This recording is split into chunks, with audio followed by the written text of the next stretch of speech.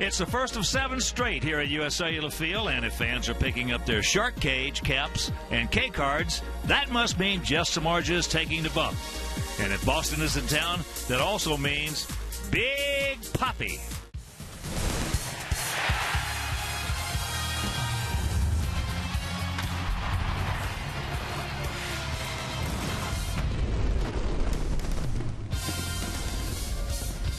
There she is, the city beautiful, Chicago, Illinois, where tonight Comcast Sportsnet presents White Sox baseball.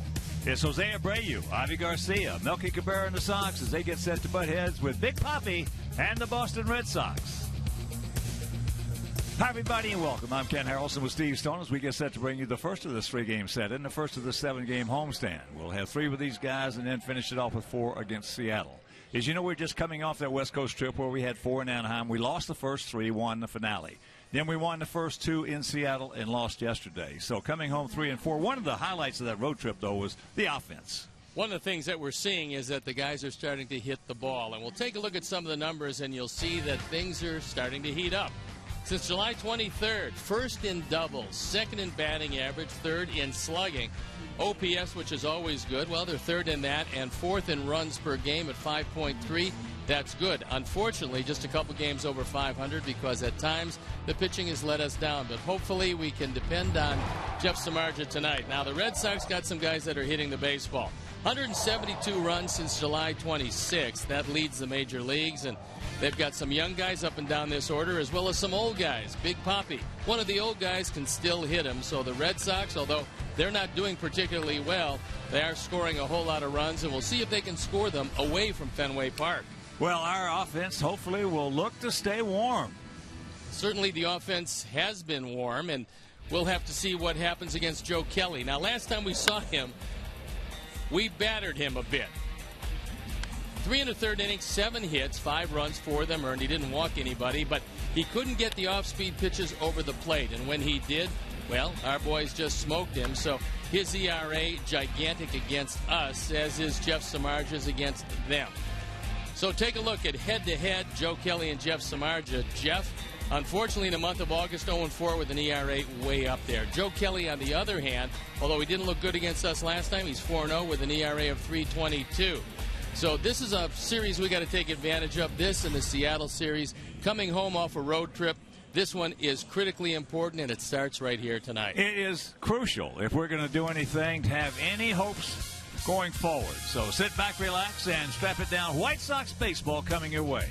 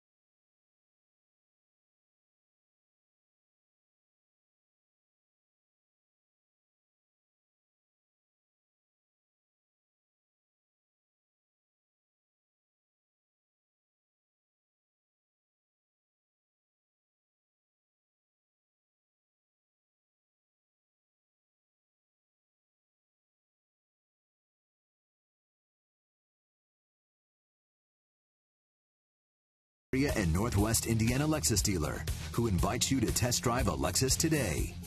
Blue Cross and Blue Shield of Illinois. Through it all. Audi. Truth in engineering. Xfinity. Your home for the most live sports. And by Toyota. The annual clearance event is going on now. Toyota. Let's go places. Welcome back to beautiful U.S. Cellular Field and a very cool evening for baseball. And let's take a look at how the Red Sox are going to line up tonight. Mookie Betts to lead it off, playing center field, and it's Pablo Sandoval, Xander Bogaerts, David Ortiz, the DH, with Travis Shaw at first base, Hanley Ramirez, Brock Holt, Rusney Castillo, and Ryan Hannigan rounded out. The defense, and how they'll line up behind Jeff Samardzija left to right, Melky Cabrera, Adam Eaton, and Abisail Garcia. In the infield, Tyler Saladino, Alexi Ramirez, Carlos Sanchez, and Adam LaRoche at first base tonight, with Tyler Flowers behind the plate. And our Lexus pursuing perfection starting pitcher is Jeff Samardzija. He's 8-9, his ERA .464, but 127 strikeouts and 172 thirds innings, only 35 walks, but he has given up 21 home runs.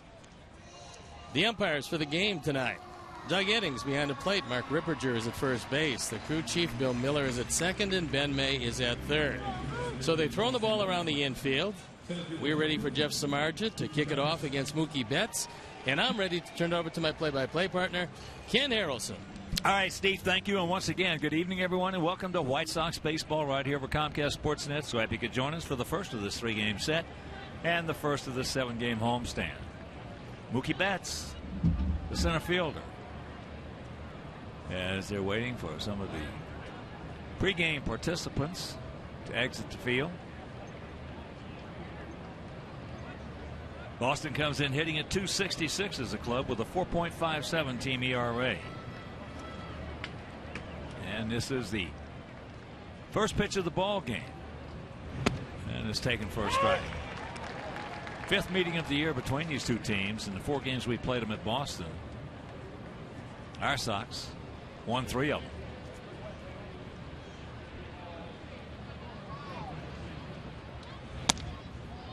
Count evens in here at the ballpark. 330 down the left field line, 335 down the right field line, 375 in the gaps, and 400 straightaway center. Mookie Betts came up last year with Boston, hit .291, and he did it in 189 at bats. A little quick slider, splitter. Some off speed at 84, and the count 1-2. He also had 5 home runs and drove in 18 last season. The ball hit hard. Hard, yes. But we got a man there. That's a little surprised. Good jump.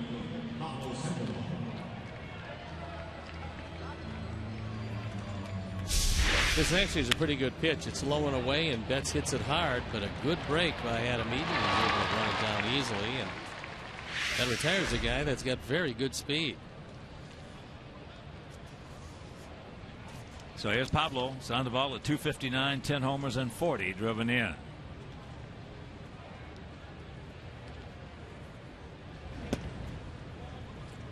Takes outside. Pablo these days is hitting just left-handed. Was a switch hitter. He abandoned the right side and the left side, where he had all the power anyway.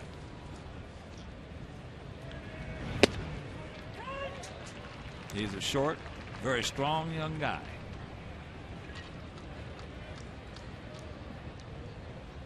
He has faced Samardzija 10 times, has 4 hits, 2 of which stayed in the park.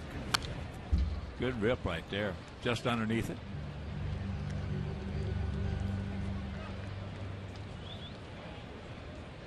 Pablo spent his entire career with San Francisco, coming to the big leagues in 2008.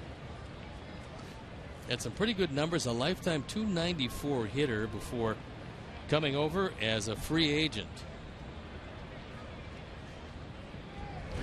Well, we've seen it before and we'll see it again. Guys who change leagues, change cities, that have been in one place for their whole career, a lot of times have trouble adjusting. You got to change your routine, get a new routine. Yeah, it's not easy, and you certainly don't know every pitcher by heart, which is something you do if you stay in the same league for a long time. He gone. 2 down. That was a pretty good pitch, and it had the corner low and in. Doug Eddings rings him up. Pablo didn't like it, but it was there, and you can see the Menards pitch tracks. It showed you that it was indeed a strike. A perfect pitcher's pitch. And Pablo seems to be incredulous for the moment. So here is a great-looking young shortstop, Xander Bogaerts.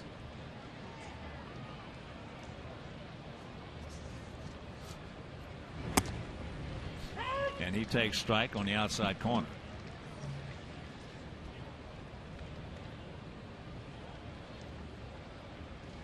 This is one of those guys, Bogaerts, the more you see him, the more you're impressed with him.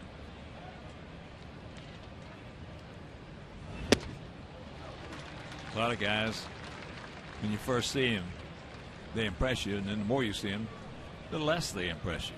No, this guy's going to be a pretty good player, and we're just seeing the tip of the iceberg as far as his ability is concerned, because he's a youngster.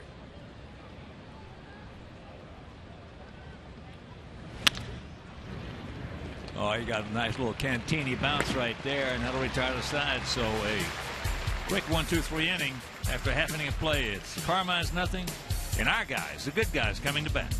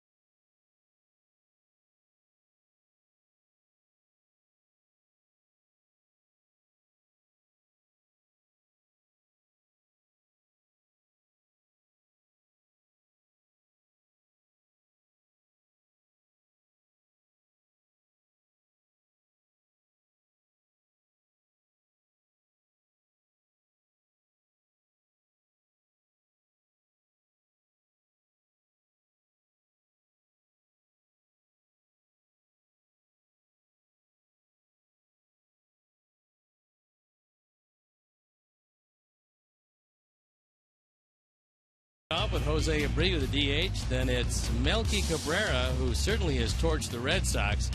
Avi Garcia, Adam LaRoche, Alexei Ramirez, Carlos Sanchez, Tyler Flowers, and Tyler Saladino at third base and hitting 9th. The defense, and now they'll line up behind Joe Kelly left to right, Hanley Ramirez, Mookie Betts, and Rusney Castillo in right field.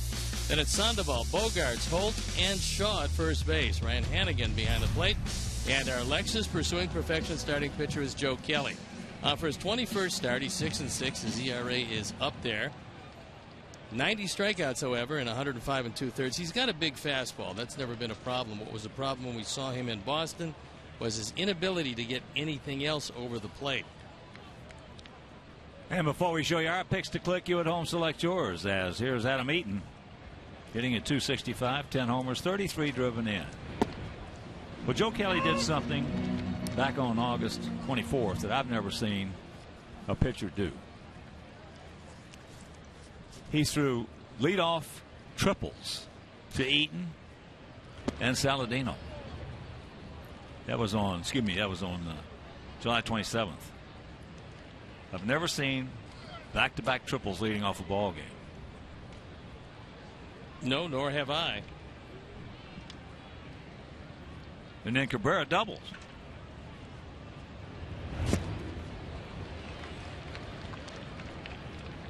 Well, already he's thrown a curveball over the plate, a straight change that he got for a strike, and that in itself is a whole lot better than the last time we saw him.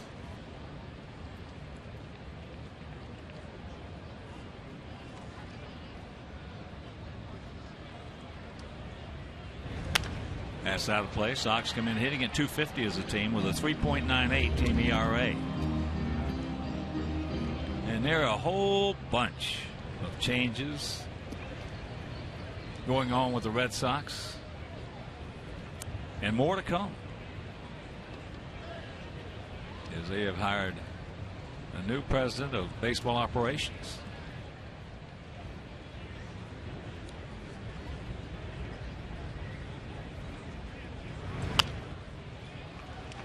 That is foul.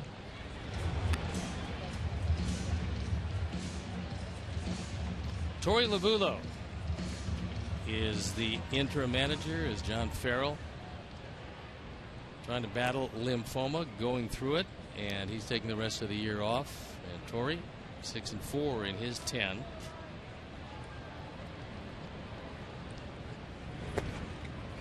Aslow 2-2.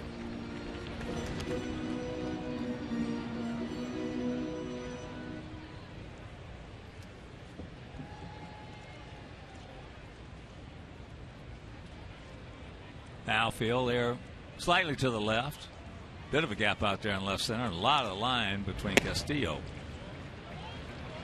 A lot of ground out there.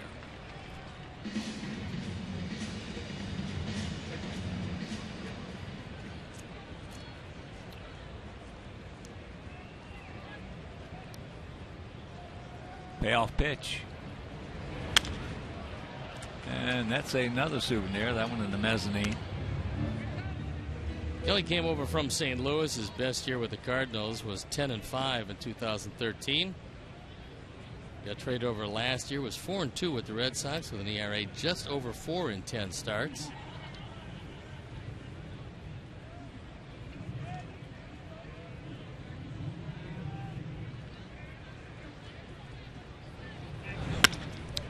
Ball hit sharp look at Bogarts. And Daryl Boston wants a review. Well, for the moment, Adam wants to stay at first base, as that ball hit awfully hard. Adam Eaton got down the line very quickly, and they're waiting to see as Mark Parent is calling back to get confirmation on the call. And we'll see if Robin wants to appeal this or not.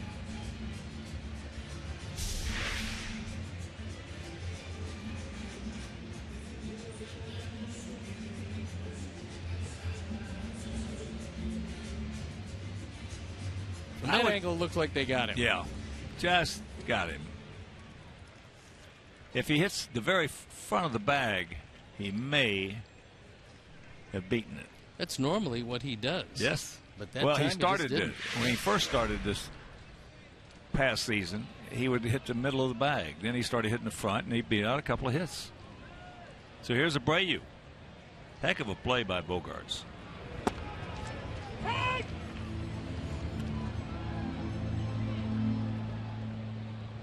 Abreu at 293, 23 homers, 76 driven in. And also he stopped sliding head first into first base. And that's a good thing. That pitch just off the corner. It's a pretty good slider, but he missed with it, as Kelly now has thrown 12 straight scoreless innings.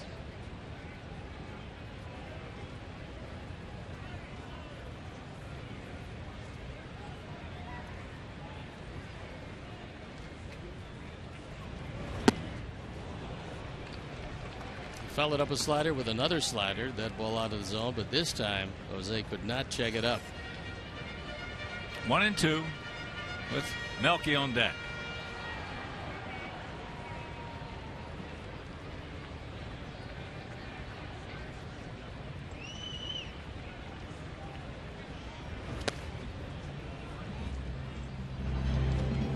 I'm pretty sure that Ryan Hannigan was not particularly enamored with that pitch. That looked like a fastball that bounced way out in front of home plate.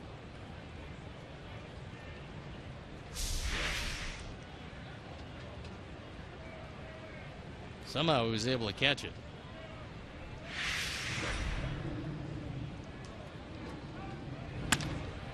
And that ball hit deep to right field.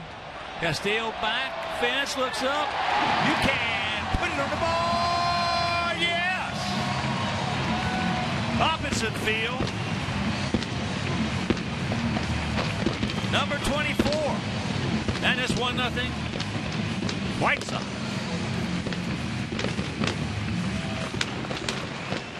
After throwing a couple of sliders low and out of the zone in pretty good position, this time he rolls a breaking ball. It's our fourth home run replay, and Jose takes advantage of it. It was on the outer third and into Bertucci boys territory.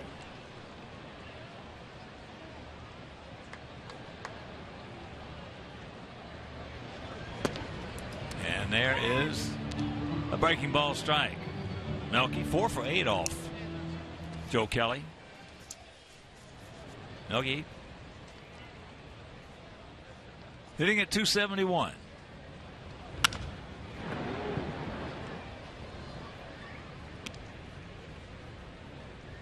That was the 14th home run that Kelly's given up this year. And of course, with that home run, the Alex Nellius family and Christine O'Reilly will hook up with White Sox charities in loving memory of Ursula.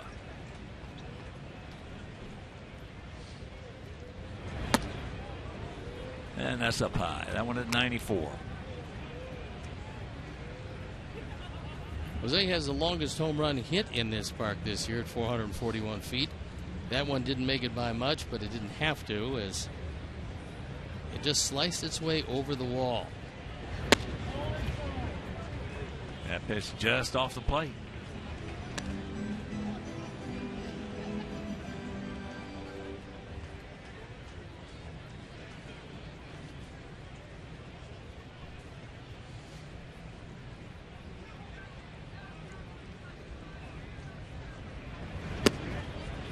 And a full count.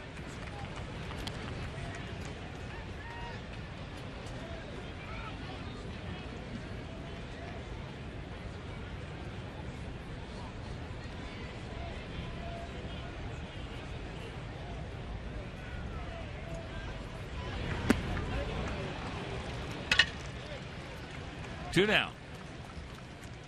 So with one in, two out, let's check out our picks to click tonight.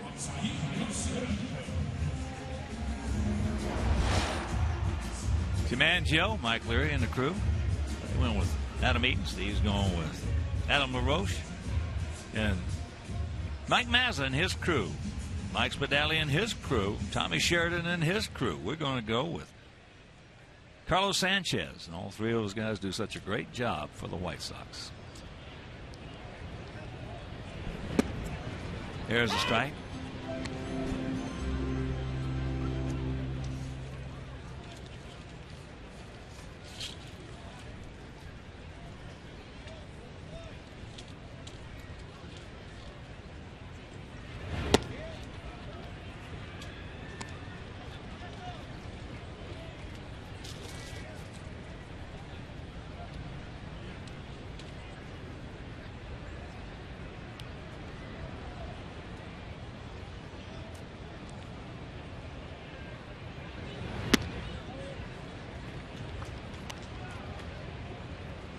Two out, 2-1 to count. There is no doubt the wind very much a factor.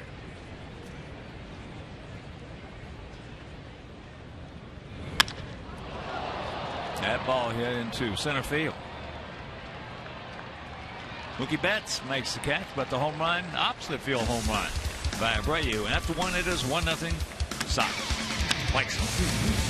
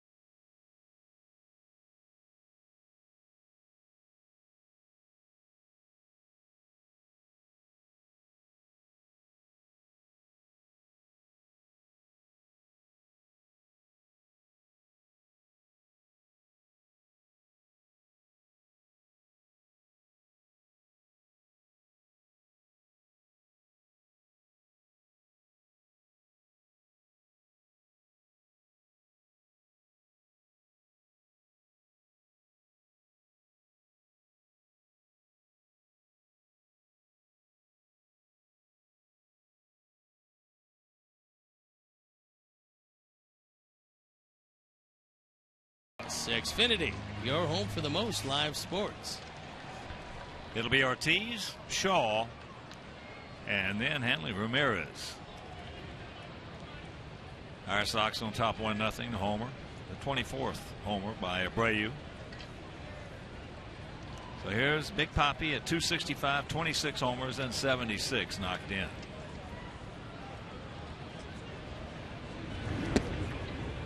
Takes it down low. He put a little showtime on in batting practice.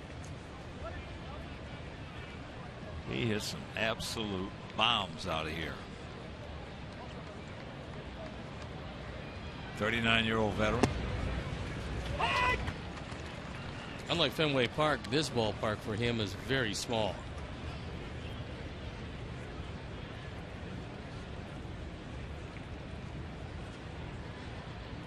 Gap out there in left center. Pops him up. Saladino.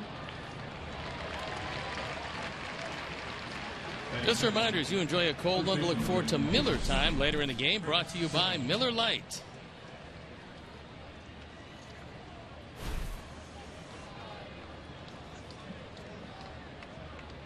So here's Travis Shaw, 25-year-old first baseman, hitting at 350, 6 homers, 13 knocked in.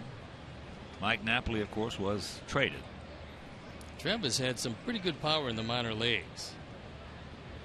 He's a big man. He should have. 6'4", about 220, 225.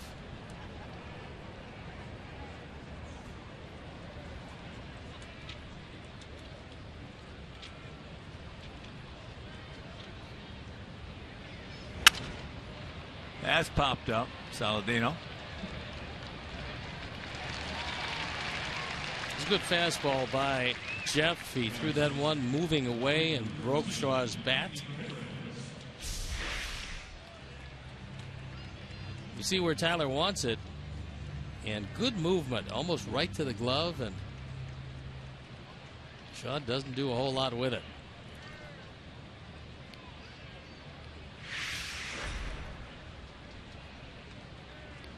That'll bring up Hanley Ramirez. He's had some good luck against Samardzija. 23 at bats, 10 hits. Hanley comes in hitting at 254, 19 homers, 53 driven in.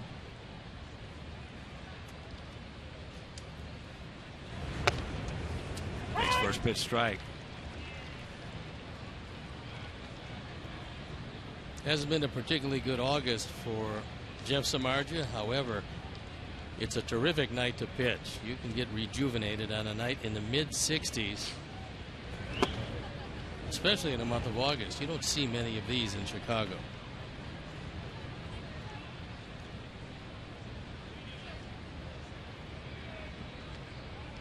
Outfield for the most part straight up. Bunched just a bit for Ramirez.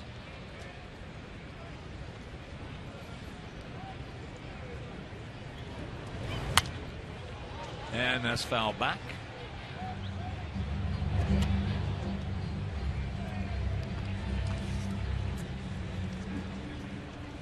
.66 degrees, just past 7:30.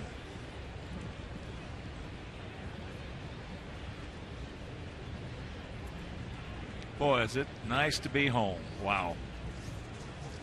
Anytime you make a week-long trip out to the coast, it just seems like 2 weeks. Checks it up. Count hangs at 1-2. Especially when you lose the first 3 games, like we did in that 4-game set at the Big A in Anaheim. That just extends the perception. We tried to get back in that game yesterday, trailing 7-1 at one time. Watch out. Well, that got him good, and he could not get out of the way. That ball just followed him. So Ramirez hit for just the 4th time this year. That's pretty amazing. And that got him above the belt line, right around the kidney area. I'm not sure that felt real good. Right in the love handle. It's the 11th guy that Jeff has hit, and he leads the ball club in that department. Well, Jeff's going to pitch inside. So if you're going to pitch inside, you're not going to be perfect all the time.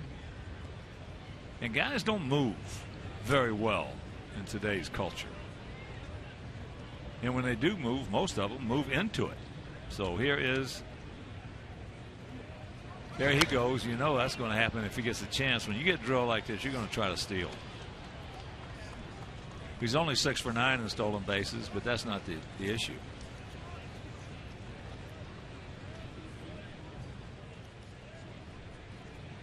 Brock Holt. This guy's a good little player. Brock Holt gives you a very good outing wherever you play him. He's kind of an all-purpose player. And one of my favorite players, of course, is not in there, and that's Dustin Pedroia. There's the base hit. So 2 out, 2 on.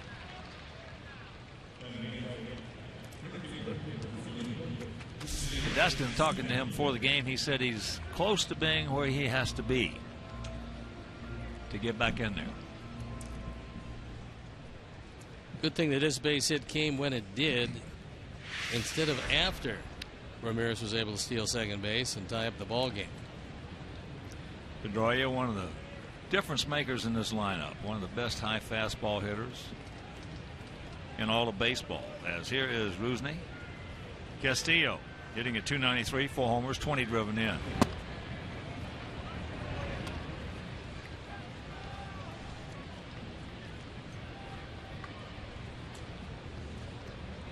Eight-game hitting streak has seen him hit up close to 400. And he's a guy they signed for a whole lot of money, so they're hoping that their scouting was correct. It's $72.5 million.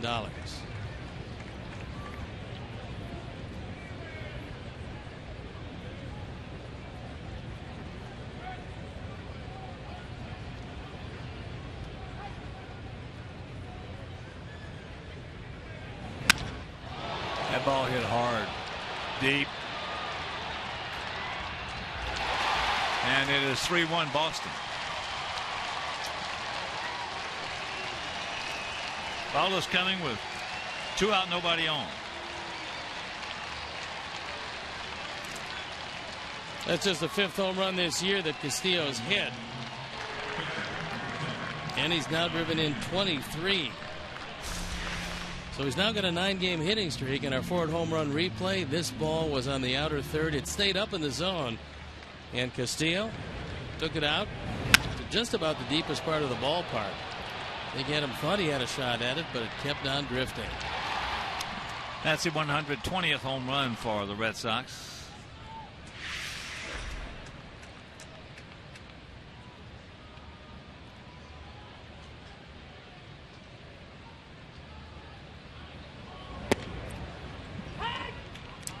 And Hannigan takes strike 1.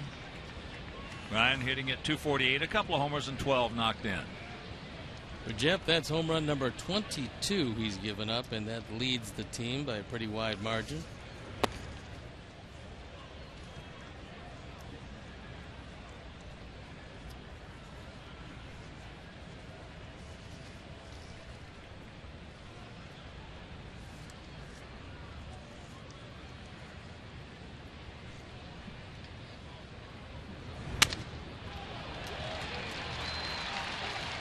Nice piece of hitting right there. Line shot.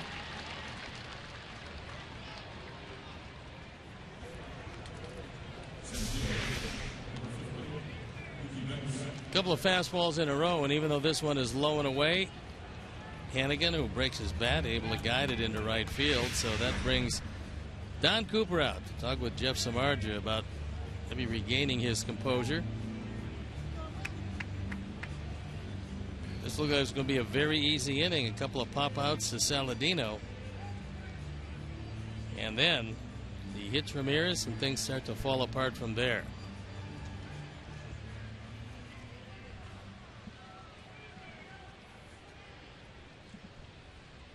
Leadoff hitter Mookie Betts lined out to right center. Adam Eaton got a good jump and made the play look easy. There's first pitch strike out at 94. Red Sox come in at 23-36 on the road, while at home they were 33-32.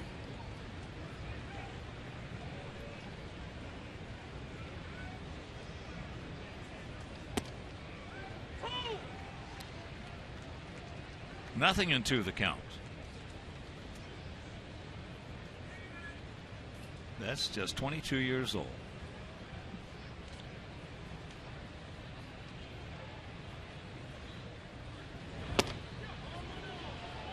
He did not go.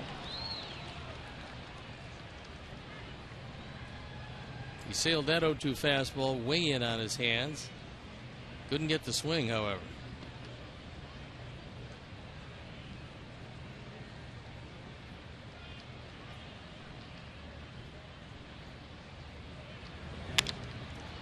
Ate him up right there. Little Doc Edwards shot to Sanchez, but 2 out, nobody on. They get a hit batsman single and a 3-run homer.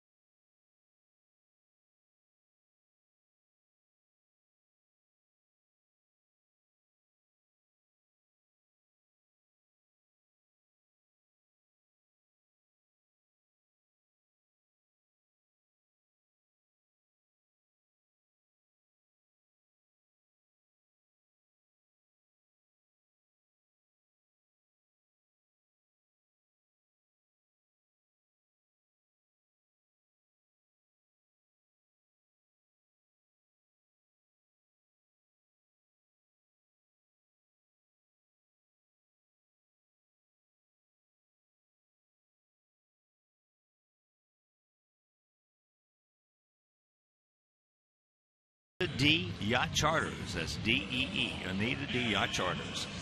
Anita D Yacht Charters specializes in fully customizable corporate outings, social events, and weddings aboard their 2 private and exclusive luxury yacht venues. So book today at AnitaD.com.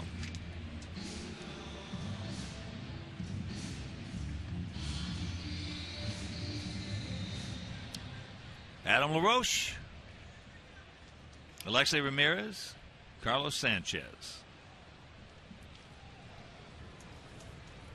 Adam hitting at .213, 12 homers and 42 driven in.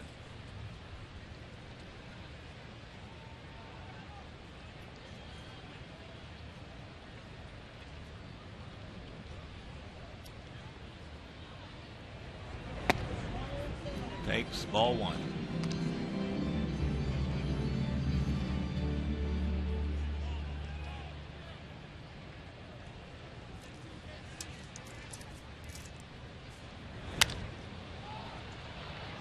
That's foul, and that's going to be in the tarp area. And oh, what a play. What a play by Sandoval. He stayed with it and goes up on the tarp, makes the catch.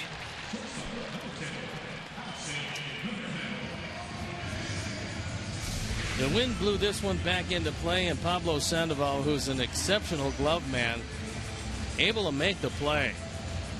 Comes away unscathed. Ben May, the umpire, is right there to make the call. Well, that's a big effort by a big man. So here's Ramirez. Hitting at .239, 8 homers and 47 driven in.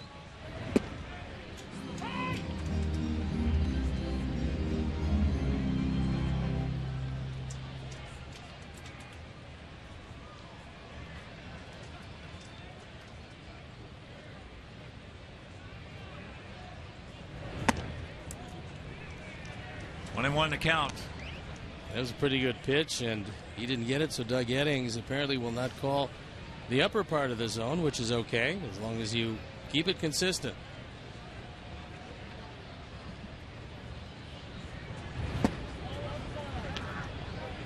That one just off the outside corner. So Alexei has faced Kelly twice. He's 0 for 2.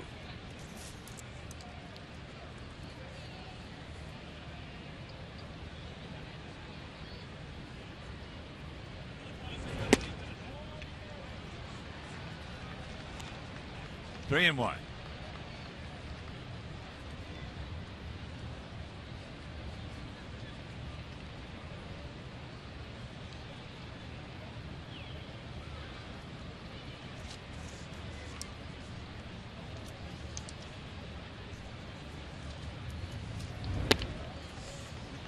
And there's a 1-out walk. First base on balls issued by Kelly.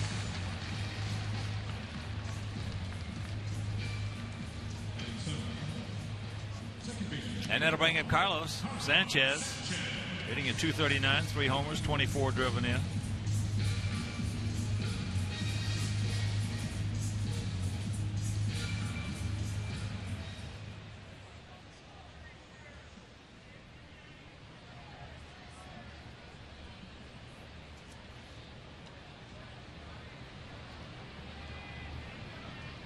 Like I say, just a decent lead. In fact, at best, a decent lead.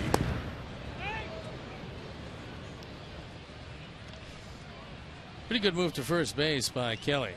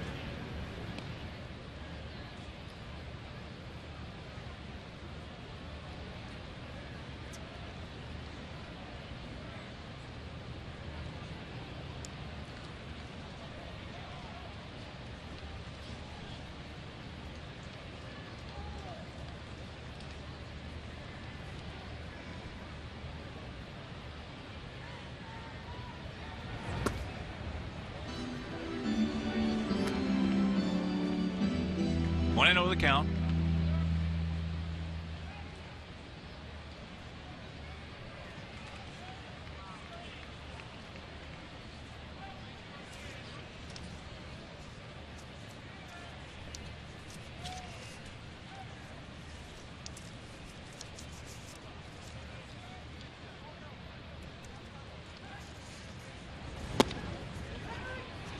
And there's a strike.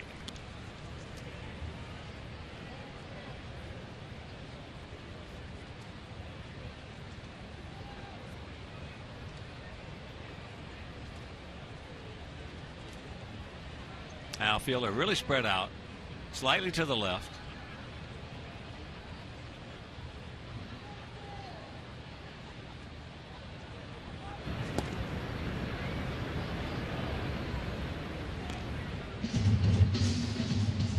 Sounded like that ball hit the dirt, so why don't they take that one out of play?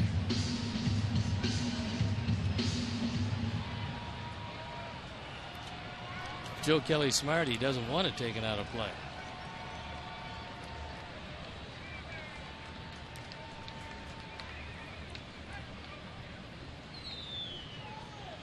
I wasn't talking about Kelly. I was talking about the umpires. Well, many times you see ground balls, and they're never taken out of play. Yet anytime the pitcher throws one even close to the dirt at home, they do indeed take it out of play. 1-2. In fact, a lot of catchers volunteer that it come out of play.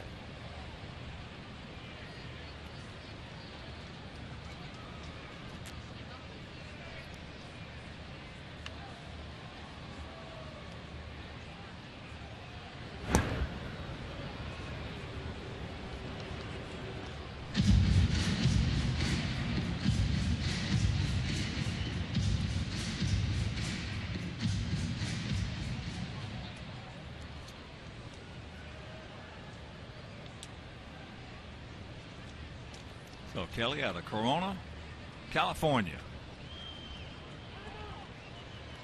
Now time is called.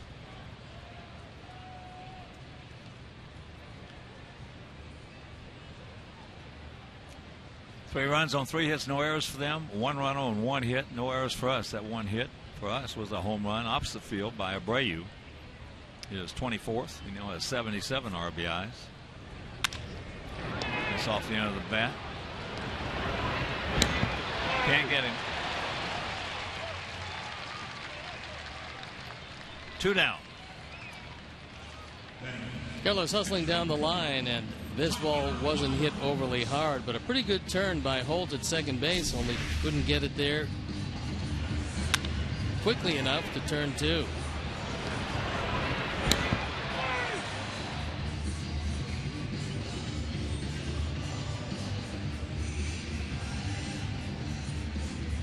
That'll bring up Tyler, who's hitting .222, 8 homers, 32 driven in.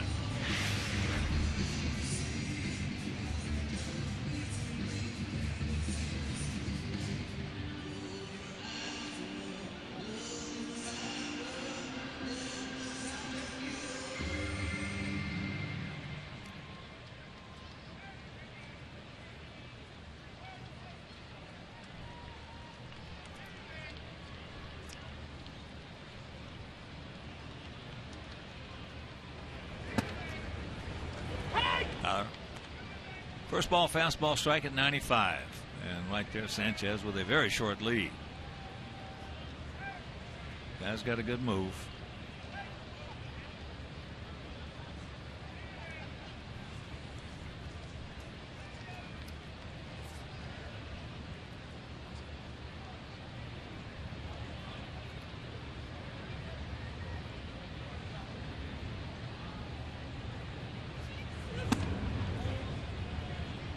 That went off the plate at 94, and the count evens.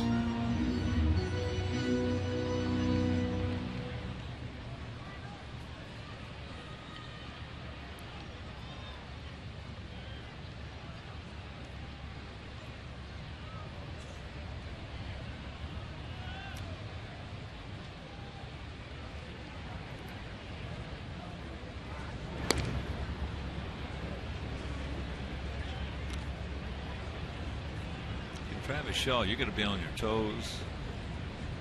Kelly's bringing some heat over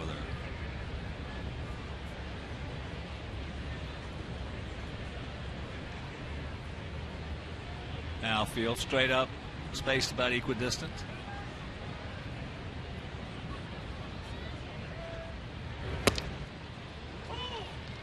And that one at 95, and the count 1-2 with 2 down here in the bottom of the second. 3-1 Carmines.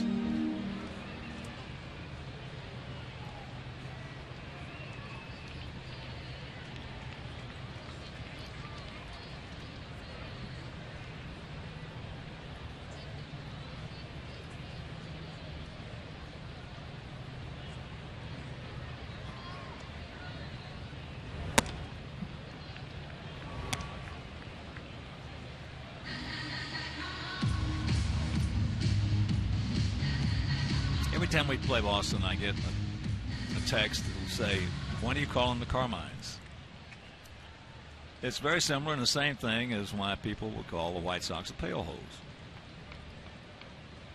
They don't call them the Carmines in Boston much anymore, but they certainly did in past years.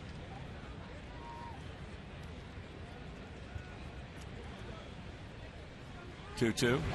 And a full count.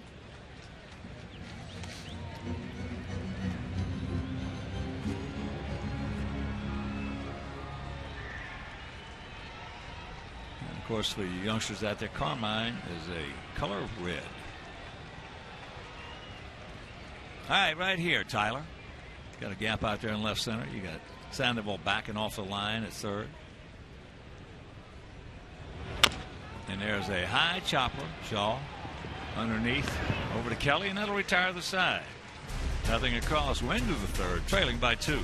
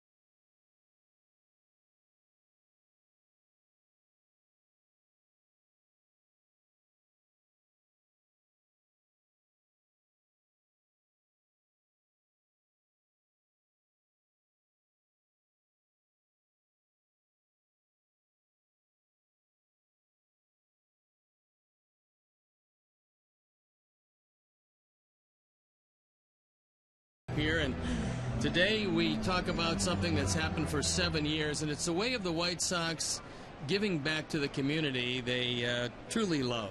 And Christine, what is it? It's a really cool week, Steve, and you said it right. We really want to bring baseball out into the community to show our commitment to giving back. So every day this week we have an activity going on. We started tonight with the Home Run for Life with little Bradley and Charlotte Godish running around the bases earlier. But we have the players doing something every night. Or every day, excuse me, out in the community where some guys are taking kids from fishing. The kids are served by the USO. Their parents are deployed. We're doing a clinic on the field for some special needs kids. So we had a lot going on. But then every night there's something going on in the ballpark, and fans can follow along at home at whitesox.com/SoxServe.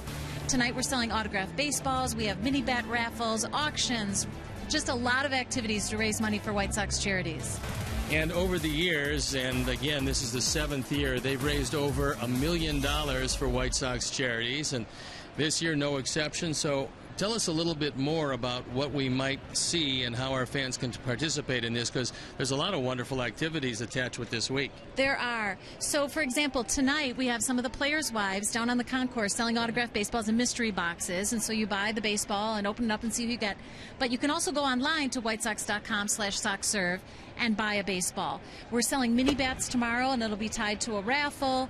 There's some fun things going on later in the week. We have our Ultimate Autographed Auction. That's Thursday night. We'll be talking about that during the next Comcast broadcast. And then on Sunday, we're doing an auction with experiences. So, oh my gosh, everything from how about a sleepover in the clubhouse for 6 kids with 2 adults during the winter, or being able to take the World Series trophy for an hour to your home or place of business or a birthday party. And then, of course, we have the Hawk and Steve package where you guys have dinner with guests. They get to see the broadcast truck. In fact, all those items are available for bidding right now, and the Hawk and Steve package is the only one that has bid so far. So again, whitesox.com/SoxServe, all the information for everything that's going on this week. Actually, Hawk and I really look forward to that night where we get a chance to have dinner with the fans. They get to ask any question they want to about whether it's baseball or White Sox baseball or anything going on, and we've had some wonderful times in the past, so that's something. Bid on that, bid a whole lot, because it certainly is interesting, and as well as everything else that goes on during the course of this week, and it goes for such a great cause. Yeah, and like I said, all those experiences that the players are creating for kids and families this week really show how we invest the money, and we're so appreciative of the generous support of our fans. So whitesox.com/SoxServe. Well, Christine, thank you very much for coming up here, and if you can get me one of those little beautiful buttons you're wearing, I'd be more than happy to. I'll give you mine. Okay, thank you. All right, thanks, okay, Steve. bye. Clear. Thank you.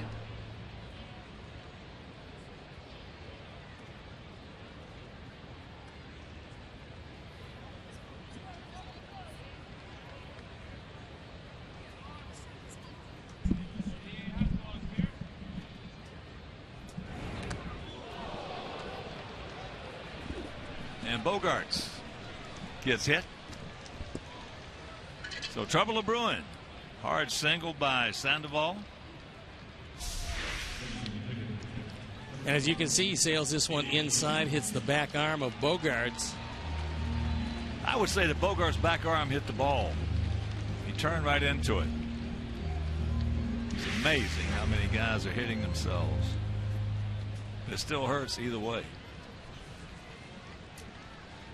So here is a dangerous man, Big Papi. He popped up to Saladino his first trip. Outfield, they're for the most part straight up.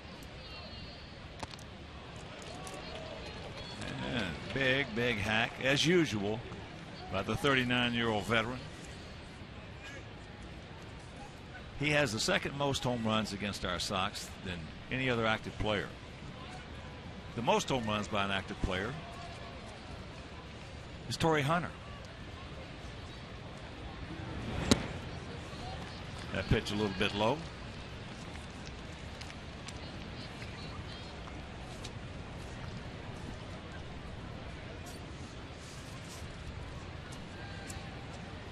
Pretty good numbers career-wise for Big Papi against our Sox. Line shot, and everybody's going to be able to get back. Sanchez had no chance to get over there, so 1 out. With the infield alignment playing him as a dead pull hitter with Alexei playing up the middle, he was able to make the play, but when he looked at second, too far to go for Carlos. Fortunately, that one not hit a little higher. Ortiz has 27 home runs against us, as you saw, and Torrey Hunter, 34.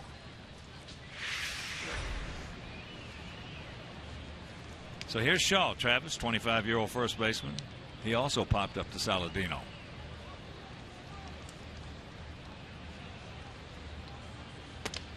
There's first pitch strike. That one at 92.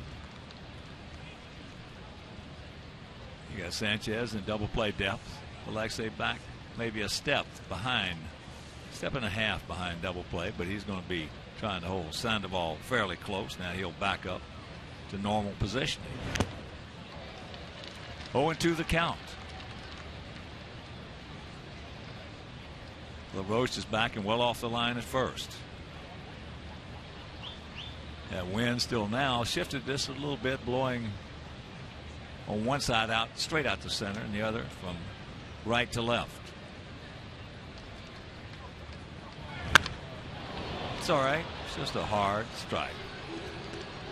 Ball, if he hit it hard, was going foul.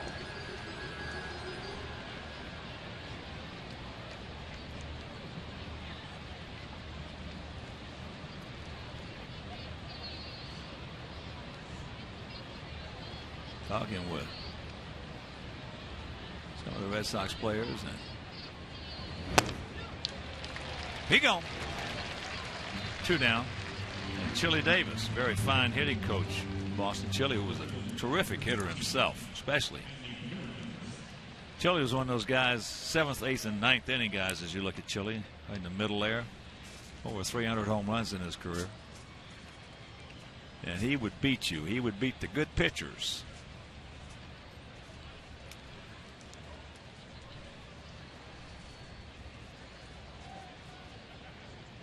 As here is Ramirez. He started off that 3-run second with 2 out, nobody on. He was drilled right in the love handles on his left side.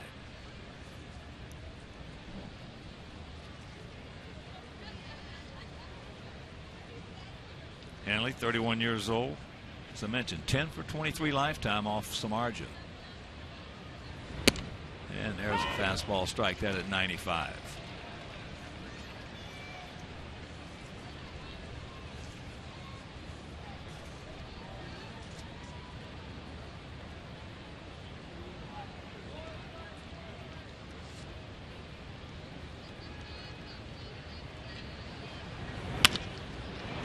Pitch out of it. Good job. Good pitch. Ate him up. And that'll retire the side. So we'll go to the bottom of the 3rd. We trail it 3-1.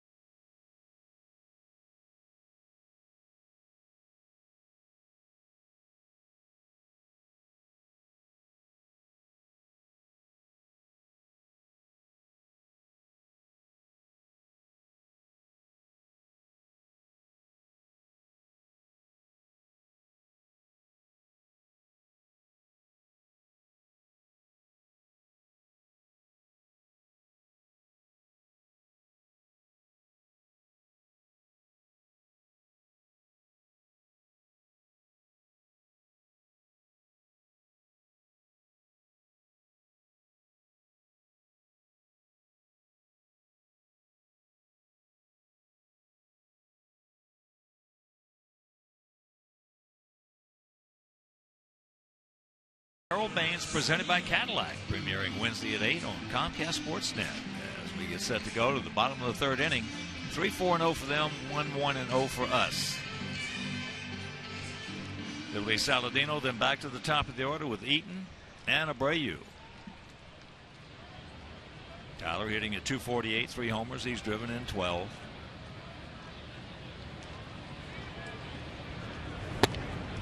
Takes fastball strike at 95. That on the outside part of the plate. Tyler's been hitting in a few different spots in the batting order, mostly in the 2 spot, where he's done a pretty good job behind Adam Eaton.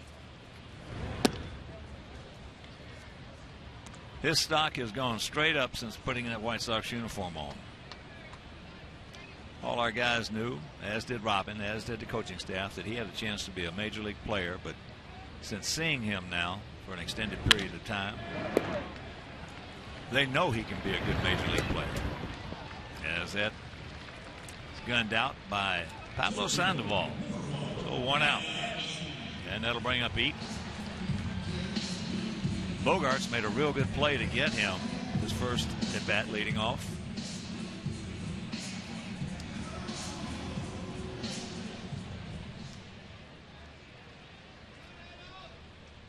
First of 3 against these guys.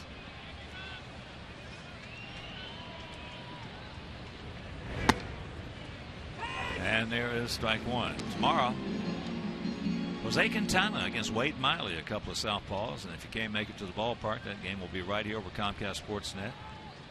And then in the finale on Wednesday evening, Chris Sale.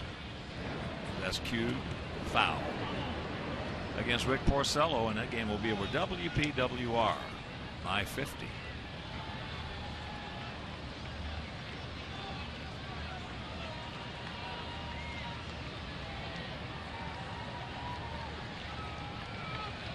The outfield is playing at him a couple of steps. As an off-field hitter, the big gap is in right center. And Castillo is way off the line in right field.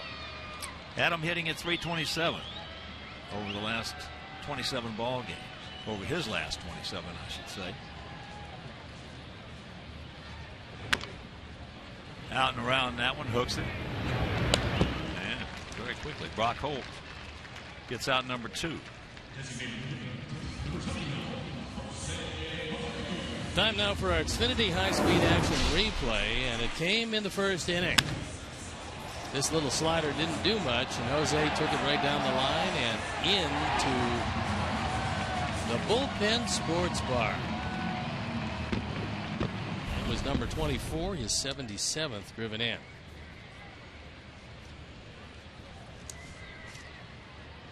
He is now 2 for 2 off Kelly. There's a breaking ball strike. Outfield, for the most part, straight up.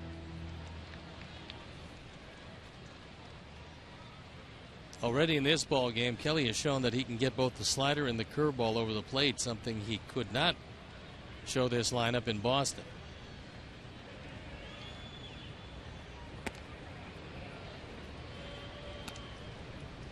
Carl Willis has taken over as the pitching coach. Juan Nieves started this year as a pitching coach. They relieved him of his duties, and longtime Cleveland Indian pitching coach Carl Willis has taken over.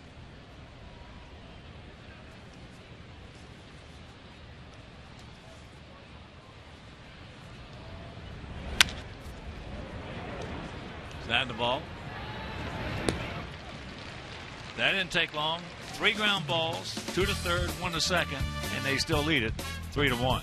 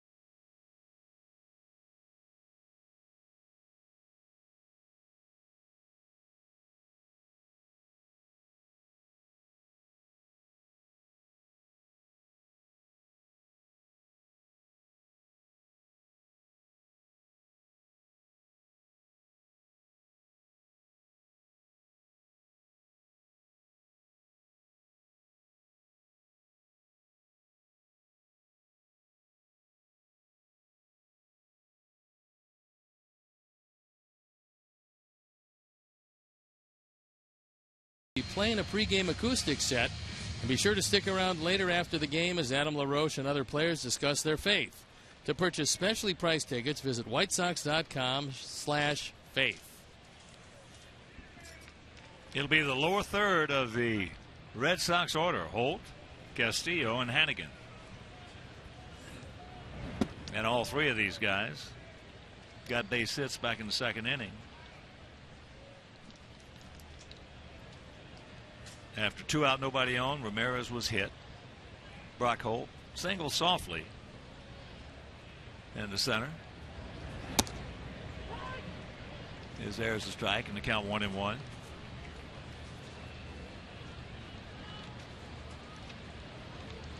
And checking some scores. Bottom of the 6th in Cincinnati, Tigers leading 5-4. And that is foul. Bottom of the 4th in Kansas City, Baltimore leading the Royals 3-1. Top of the 8th in the Bronx, no score, Houston against the Yankees. Mets leading the Phillies 9-7. Top of the 6th at Citizens Bank Ballpark. Pittsburgh shutting out Miami 2-0. He gone. 1 out.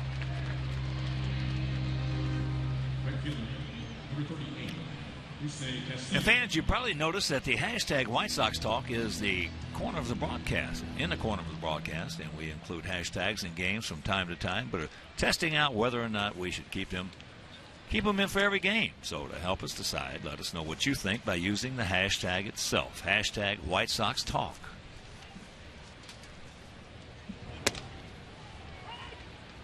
First pitch strike to Castillo. Rusney hit one right over the center field fence for that 3-run homer.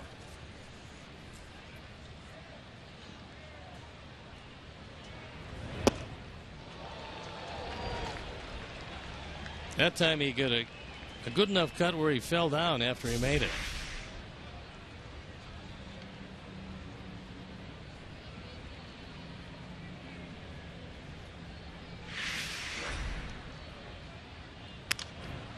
Back through the middle.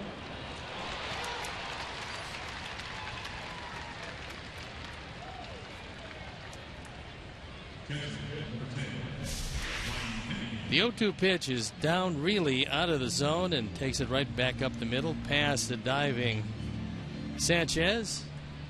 And now Rusney's got 2 hits. 5-4 Boston total. And here's Hannigan. He shot a single, a hard single into right field.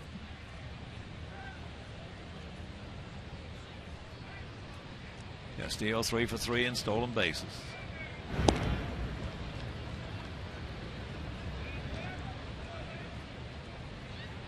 Cubs continue to roll. 21 games over. They beat Cleveland 2-1. Chris Bryant, a walk-off home run.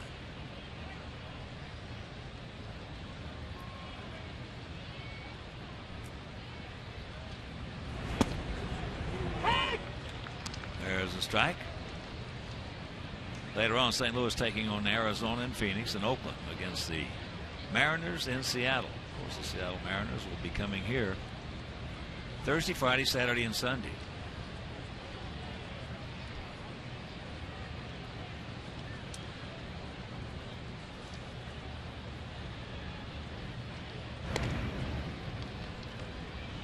Gap out there in right center.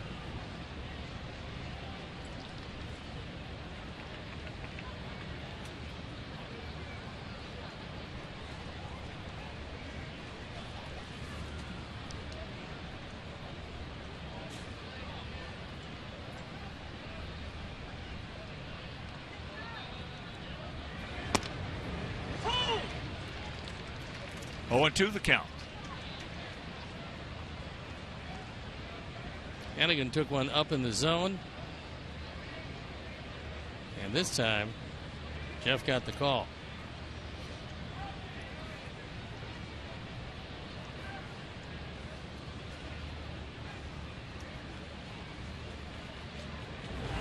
He gone. Gas. 2 down. This time he goes up high in the strike zone, and he just overpowers Hannigan. And I want to thank all the people who went out Glen Oaks Golf Club this morning for Spectrios, the golf outing. Had a chance to meet a lot of nice people. Ed Farmer, Darren Jackson, and myself were out there. Tracy Williams, of course.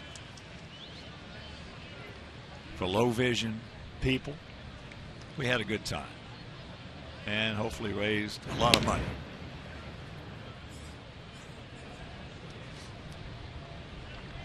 Mookie Betts lined to center, and he popped up, or looped out, I should say, to second base.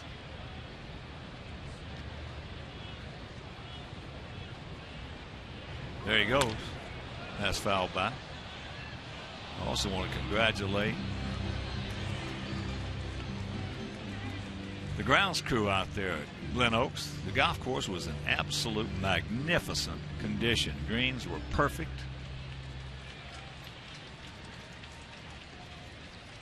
And if you didn't have too much Pinot Grigio, you could make a bunch. 0-1 the count.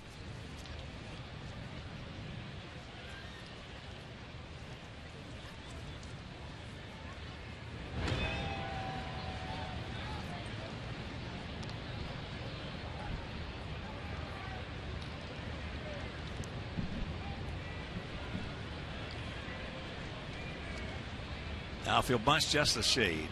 Bit of a gap out there in left center. And that strike at 94. So 0-2.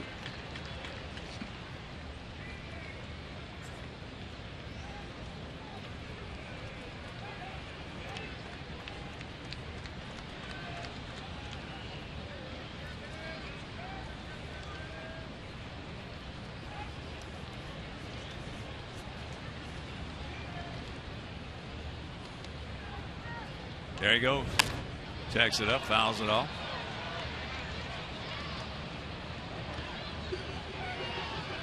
Trying to get out of the way of that one. It was 94. It was way inside. So Castillo picked a good pitch to run. Betts couldn't get the bat out of the way. Also this morning, it was great to see my old friend Peter Winfrey.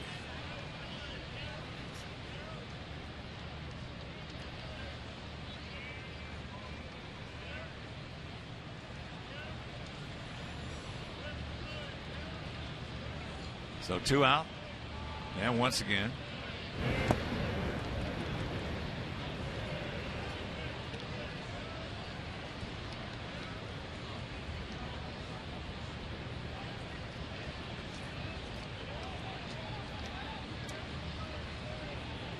take him right here, Jeff.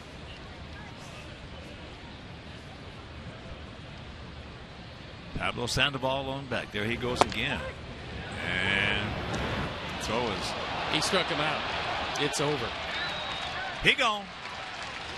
He was going to be out of second anyway because he went off the bag. So everything is moot. Meanwhile, they still lead it 3-1.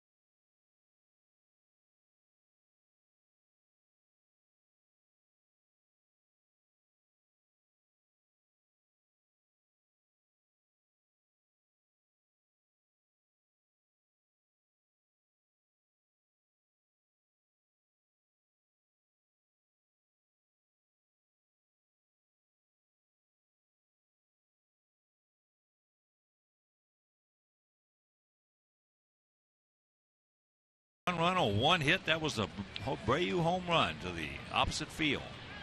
So here is Melky.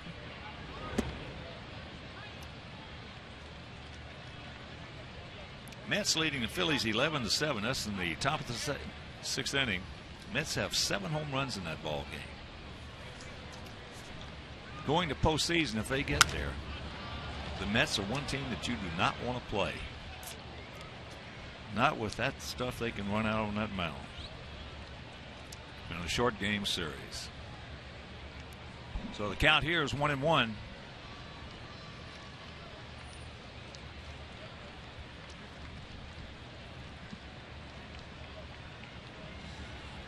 Melky struck out on a check swing. Hits this ball sharply. Bogarts has got him.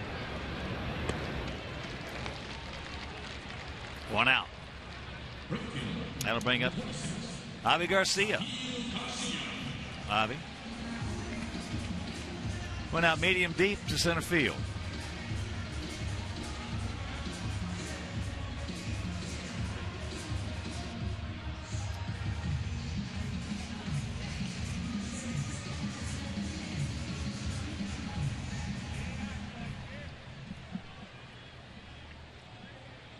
Atlanta leading the Rockies 5-2, top of the 8th down in Georgia.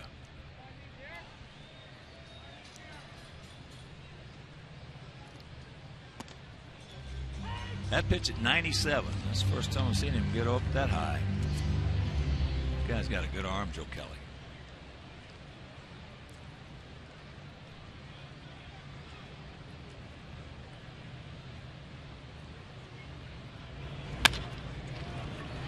Rock hold, and that is 2 as Avi busting it down that line as he always does. And that'll bring up Adam LaRoche.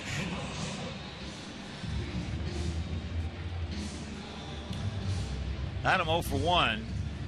He fouled out to Pablo Sandoval. And Mike Leary's going to show you that after this pitch. It was a pretty darn good catch.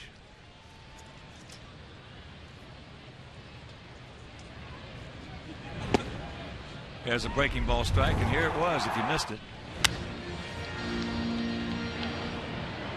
This looked like it was going to drift out of the field of play, but Sandoval never gave up. Pablo just rolled over that tarp. As 1-1 to count to Adam.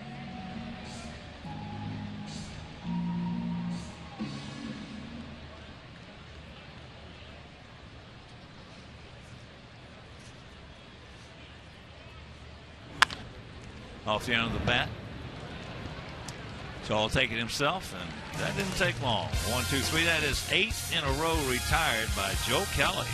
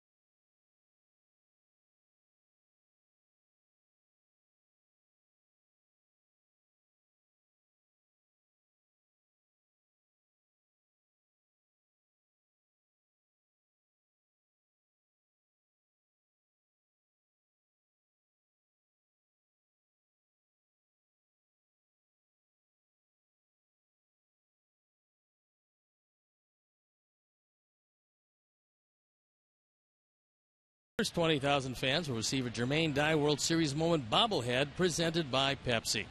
For tickets, call 866-SOX-GAME or visit whitesox.com. It's Sandoval. Blow struck out his first trip, called out. He didn't like the call, but he did have a part of the zone. Then he singled sharply back through the middle. Red Sox lead it 3-1. A 3-run homer by Castillo in the second. Our run coming, a home run by Abreu in the first, if you're just joining us.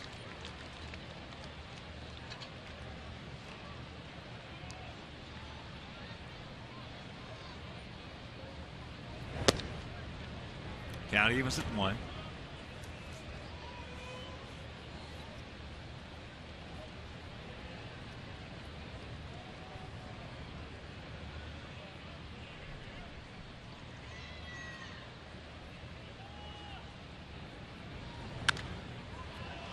And that's foul back left side.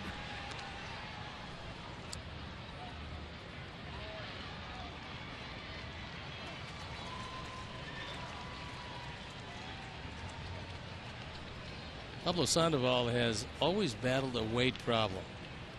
And even though he's a terrific athlete, and we've seen him move around very well at third base, it has been a continuing difficulty for him.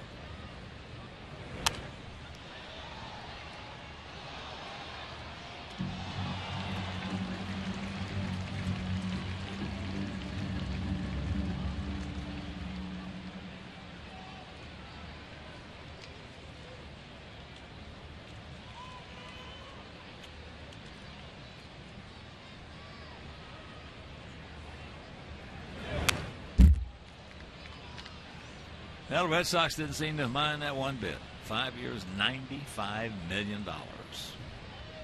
Red Sox spent a great deal of money on this team, and a lot of people picked them to finish first. But funny thing happened on the way from preseason predictions to what actually happens during the course of the year, and injuries play a huge part in it. Well, nothing happened more funny prediction-wise than our Sox, Seattle, and San Diego. A lot of people thought the Indians would be right there also. That has not worked out. I believe there was one magazine that picked them to win the World Series. The 1-2 pitch. Good rip. Just underneath it, thank goodness.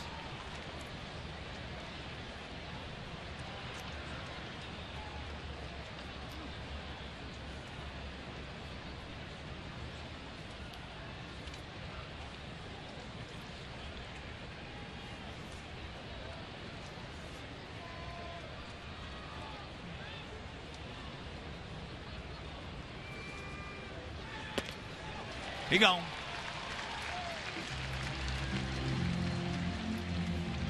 Six strikeouts now for a big right-hander. On the pitch tracks, and this one with good late movement actually pops out of the zone, and Sandoval, who was certainly in swing mode, makes no contact. Here's Xander Bogaerts. Grounded to second, and then he was hit by a pitch. He actually hit himself by a pitch. He turned right, his back arm into it. Great looking player. We're just continuing to see more and more outstanding young shortstops. Boy, it is nice to see. More good talent, good young talent than I've ever seen come into Major League Baseball.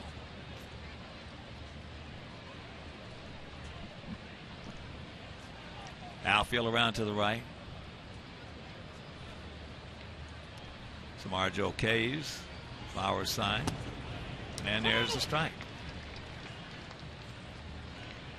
They're bunching him a little bit up in the infield.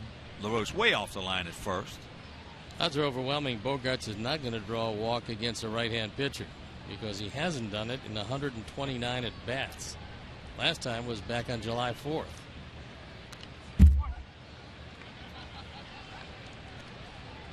He's a very aggressive hitter, and he's been a very good hitter, working his way into the number 3 spot in the batting order.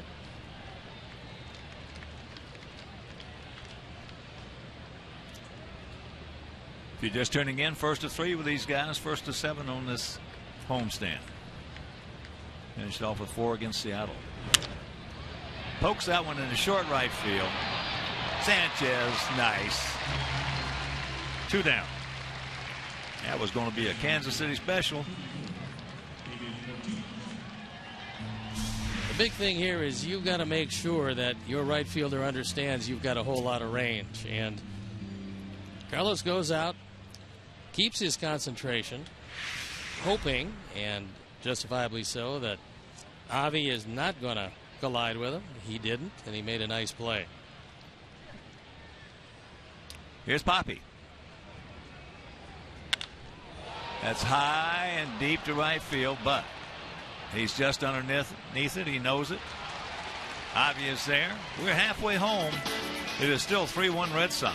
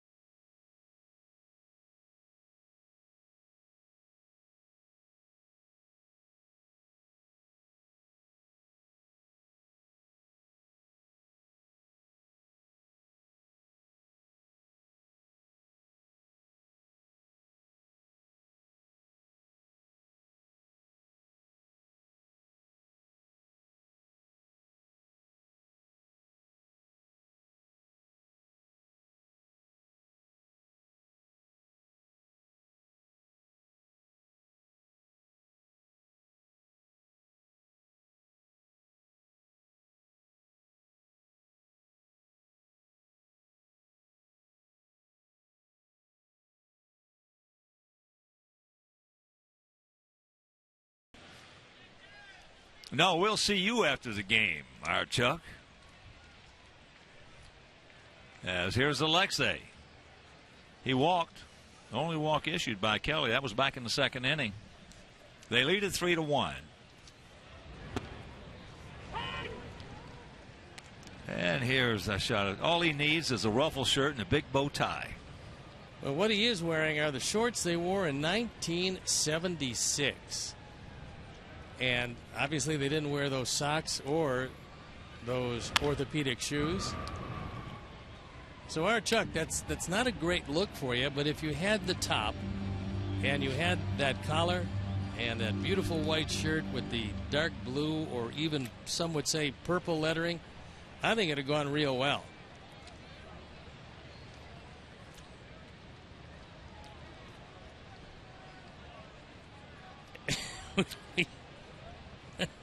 They look like it. You don't have to kind of convince us. Yes, that's down low. Yep, that's a real good look. Thursday, we're going to have those uniforms from 1976, and you could fit right in on Thursday.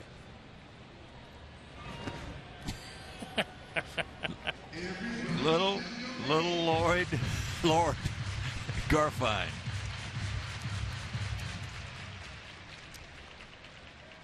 Two balls, two strikes. We'll see you in the 8th, our Chuck.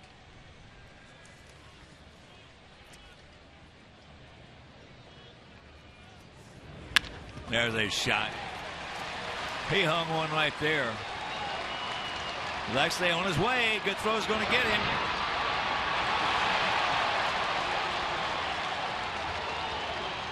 Well, Mark Parent quickly out of his seat, going to check it out.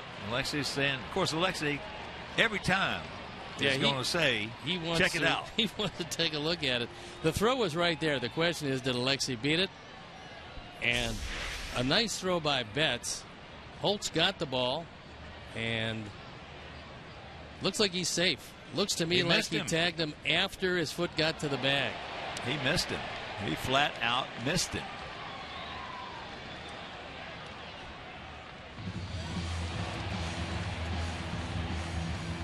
So Alexei got a good chance here of being a hustle double.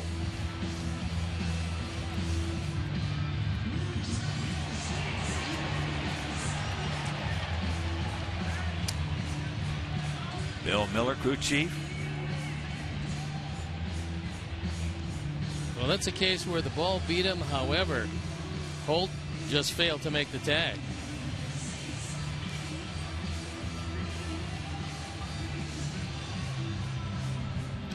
You can clearly see right there a lot of space between where the glove is and his foot, which is already on the bag.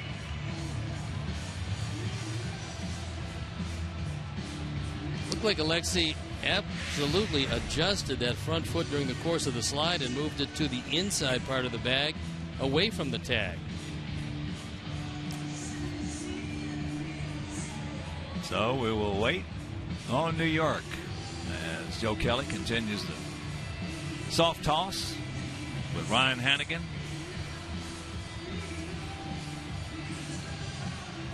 This could be a big play in the scheme of things in this ball game here.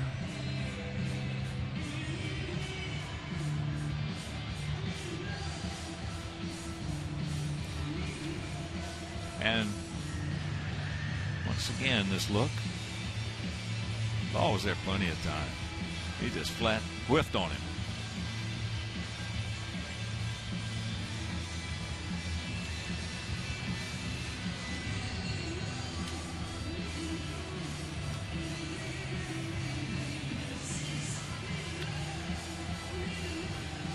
Meanwhile, it'll be Sanchez who will be the hitter with Kyle Flowers in the hole.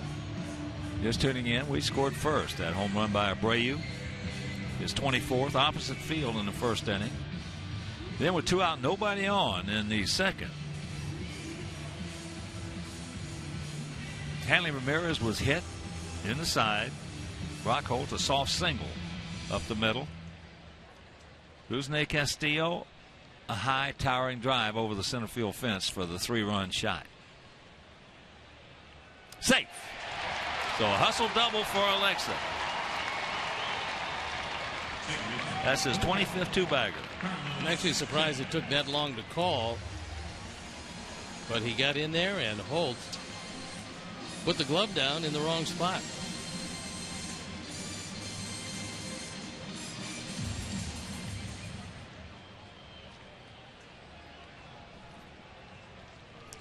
Another way the game has changed to a degree, as here's Sanchez. He's got a job to do now. Years past, he would have been out. Of course, they wouldn't have had a review, but he would have been out because ball beat runner, runner out. And that was to protect the shortstop, second baseman, or the third baseman in some cases. 1-0 the count.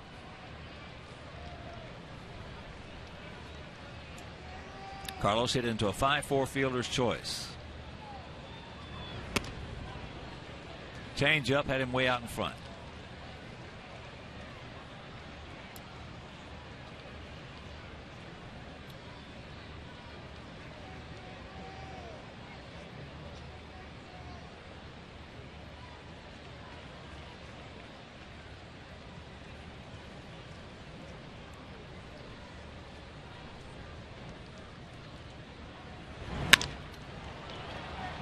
High in the short right field. That's not going to get it done.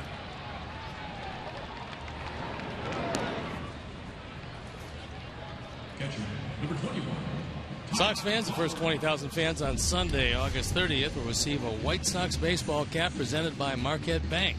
Marquette Bank, love where you bank. Purchase your tickets today by visiting whitesox.com or calling 866-SOX-GAME.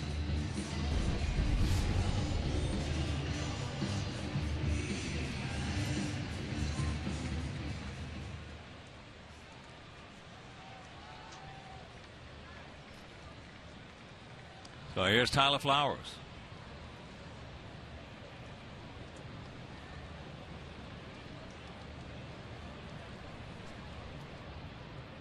Tyler grounded out 3-1 his first trip. And he's going to ground out 3-1 again. So Lexi in the third, and couldn't get him over, or that would have scored him. Now it's up to Tyler Saladino. That's one of the big differences in this ball game is that slider by Joe Kelly, because he's been getting it at least in the neighborhood. And it's worked pretty well, especially to the right-hand hitters.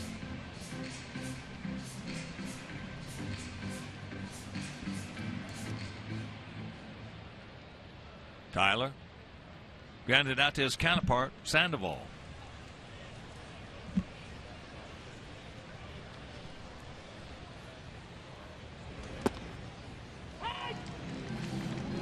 Takes first pitch strike. Lexi, at best be heads up because Joe Kelly has 8 wild pitches this year. That's second on the team in that department. Pours that one over at 97. 0-2 the count. Come on, Tyler, you got to cinch it up and hunker down right here, buddy.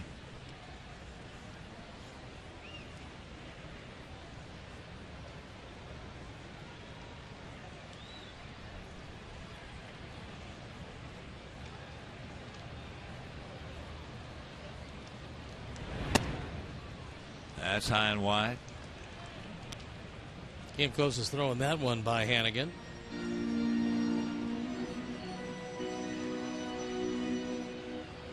Kelly 4-0 in the month of August.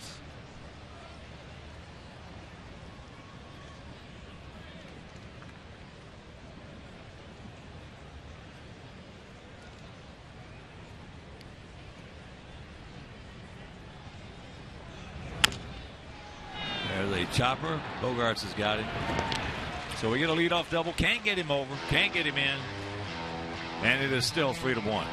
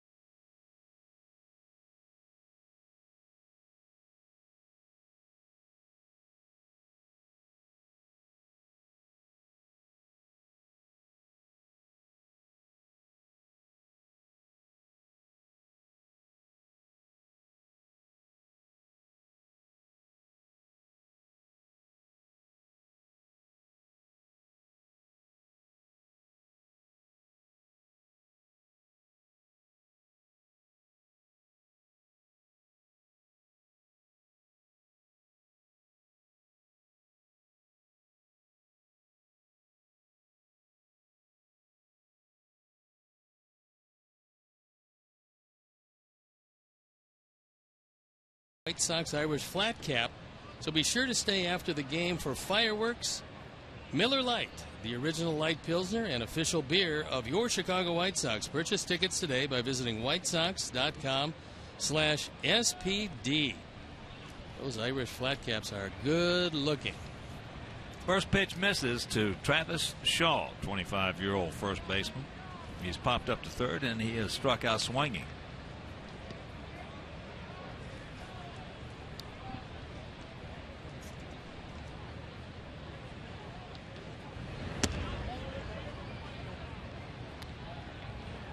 To another count.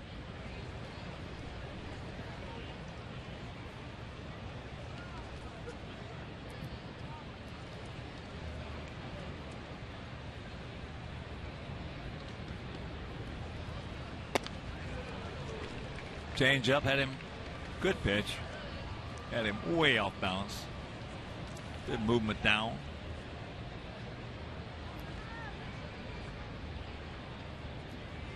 Shaw has 6 homers. And we get a break there. 2-2.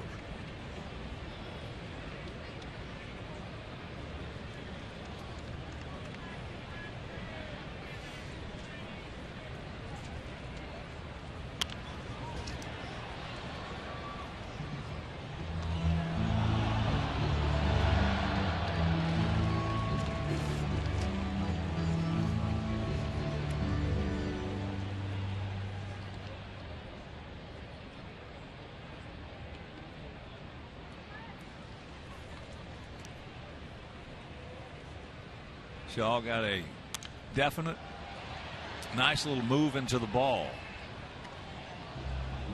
Got an open stance, and he'll pick that foot up.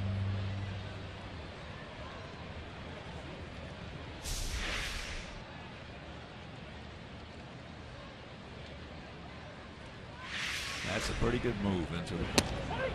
Oh, yeah, he knew it. Couldn't pull the trigger on it. 85 mile an hour. 1 out.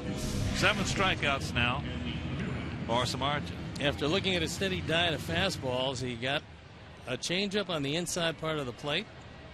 Couldn't pull the trigger.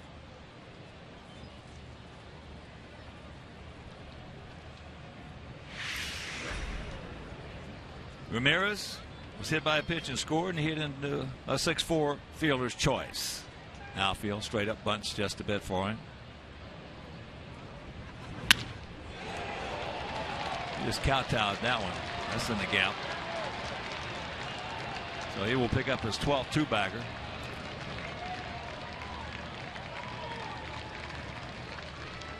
There's just certain guys, regardless of what you do, they just happen to see the ball well. If you have a lot of deception, not to them. And that one up in the zone, he just wailed on it, hitting it into the gap, taking it all the way to the wall. These guys, those big leg kicks like that are very dangerous. You can get them, sure. Get anybody. But, boy, I'll tell you what, you make a mistake, get in their zone, they can get you. So here's Brock Holt. You let that front foot hit the ground too early, and you are spent. You're gone.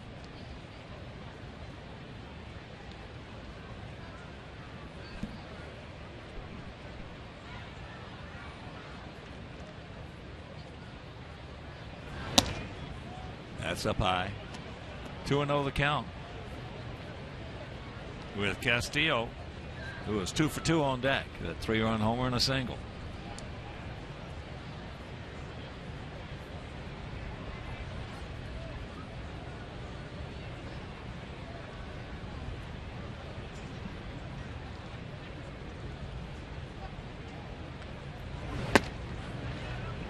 And there's a strike. Baltimore was leading Kansas City 3-1. Kansas City scored 7 times in the 6th inning. Taking 8-3 lead. Kansas City with a TW. They had it last year, and they have maintained it this year. They think they can win, and they have the will to win. Adam Jones is homer, number 24 for Baltimore, and Moustakas number 14.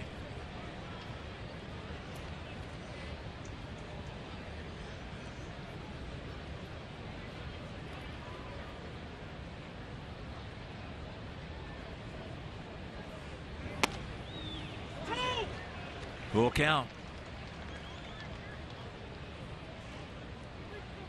Holt last year showed that he not only was an all-purpose player, but he hit .281 in 449 at bats.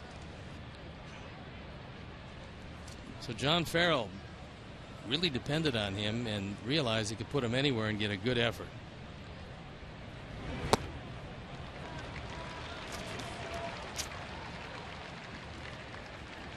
That is the first walk issued by Samardzija. Brings Don Cooper out from the dugout.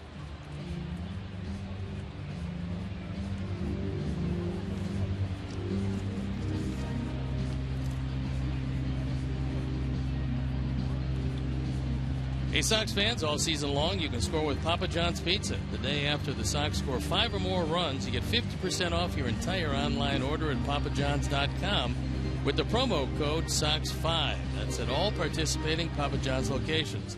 Better ingredients, better pizza. Papa John's. Detroit was leading Cincinnati 5-0. Cincinnati scored 10 runs in the 6th inning to take a 10-5 lead.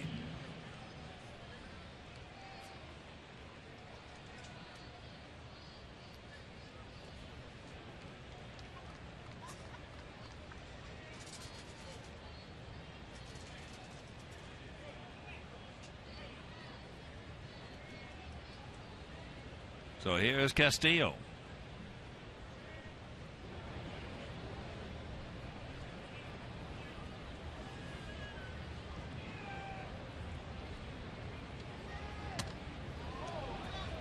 That's inside.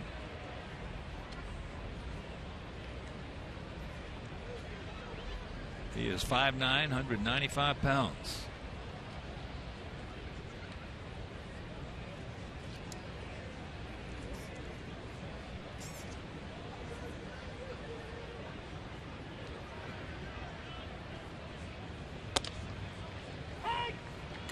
That 95-mile-an-hour fastball evens the count at 1. So 1-1 to count, 1 out, 2 on here in the top of the 6th inning.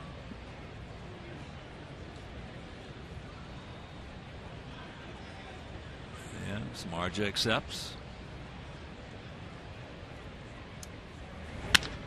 That ball hit hard. Off the fence, that's going to score a pair. So he's got 5 RBIs. Now they're going to get him at third. But it's a 5-1 ball game.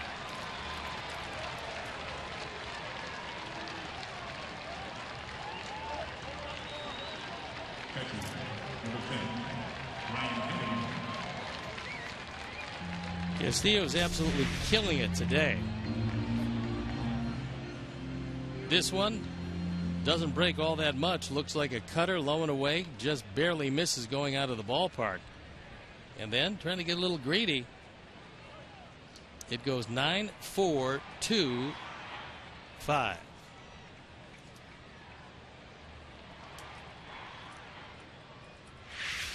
Here's Hannigan. Ryan is 1 for 2. Takes first pitch strike. 5-7-0 for them.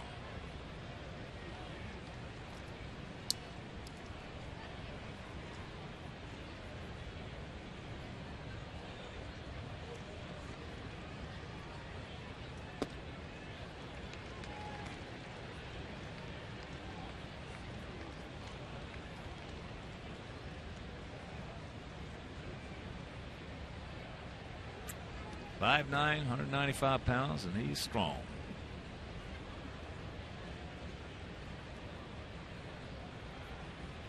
Watch out. There's a rocket. Thank goodness it did not get it.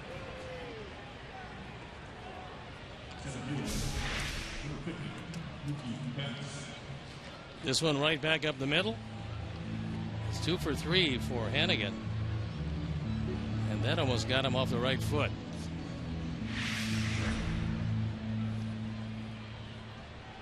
Now we're going to have some stirring around down in the pen. As here's Mookie Betts. He's lined out to center. Adam got a good jump, made a good catch.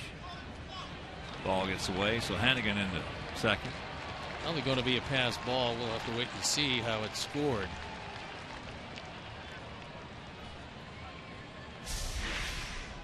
It is a pass ball.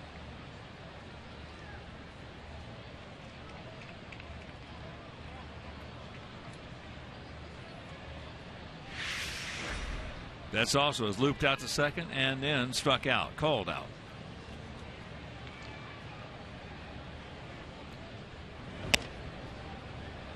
And that pitch up high.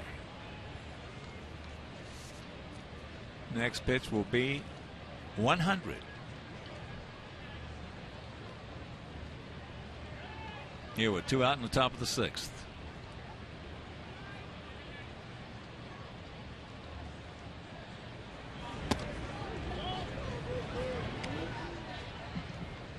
Dan Jennings loosening up in the pen.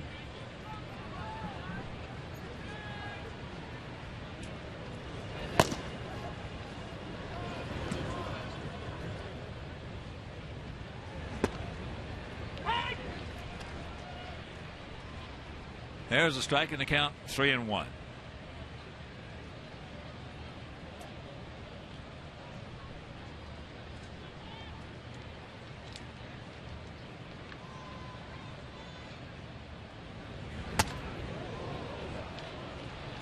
So the second walk of the inning. And of the game. And here comes Robin. I think he's probably seen enough. 102 pitches through 5 2/3 innings, and we trail it 5-1. So he's taking a slow walk, and he's making the call to the pen. So Samardzija will depart. Dan Jennings comes on, and we'll be back.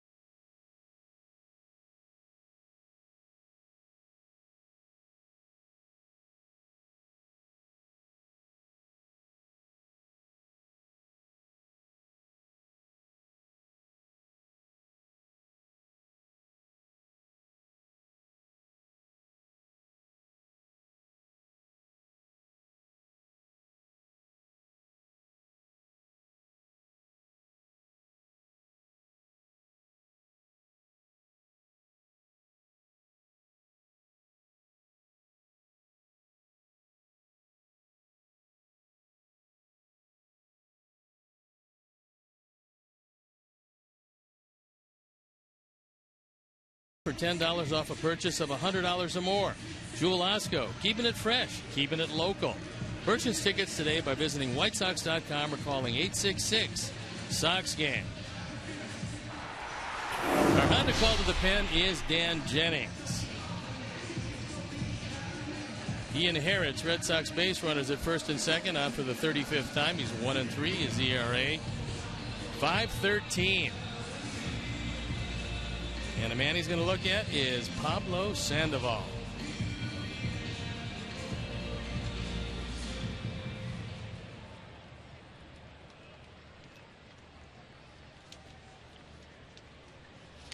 We saw Dan in the Carlos Rodon game in Seattle. He pitched an inning, gave up a couple of hits, but no runs. Sandoval is 1 for 3. A hard single back through the middle. Outfield bunched and slightly to the left.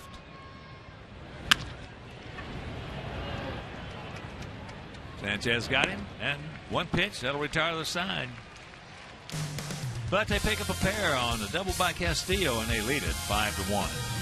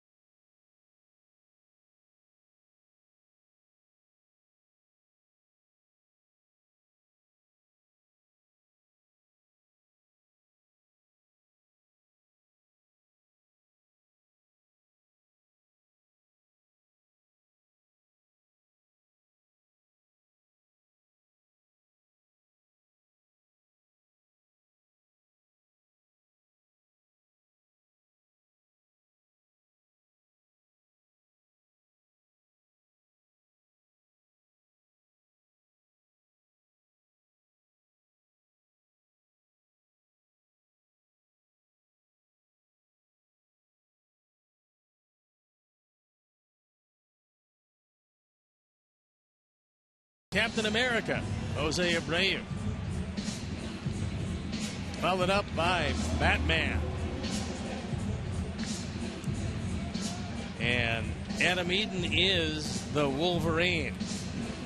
But I didn't think he went to Michigan. But apparently he did. There's a couple of bat people. Top of the order for us here in the bottom of the sixth. They lead it by 4. 5-8-0 for them, 1-2 and 0 for us.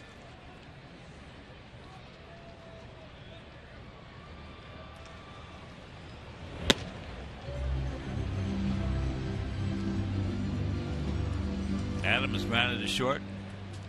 Xander Bogaerts made a good play to get him, and he also is grounded to second.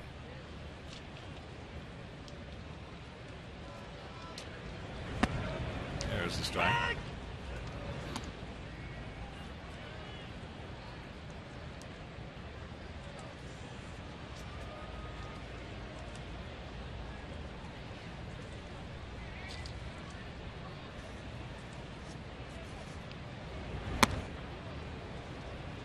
Now into 96. 2-1 the count. Outfield spread out. Not equidistant, and slightly to the right.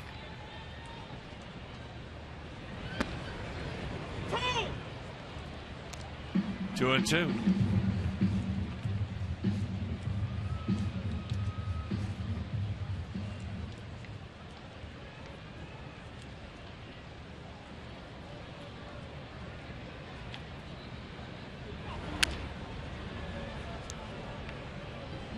Down at the plate.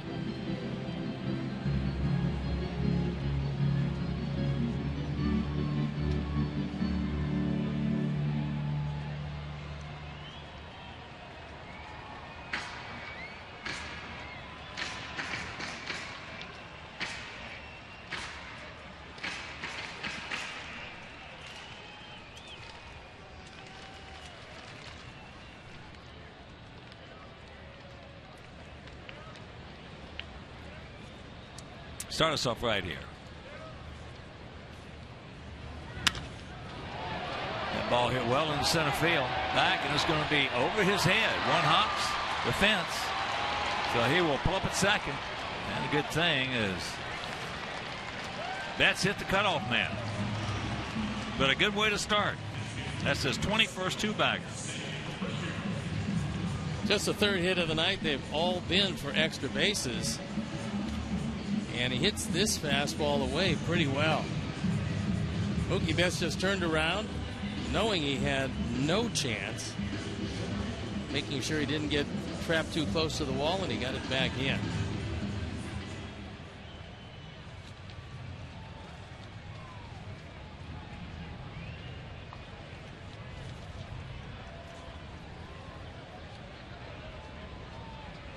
Here's Abreu. Opposite field homer in the first, and then he grounded to third. Takes first pitch strike. That 96-mile-an-hour fastball to Jose Abreu, registered on our fast pitch gun, brought to you by Xfinity, the fastest Wi-Fi at home and on the go.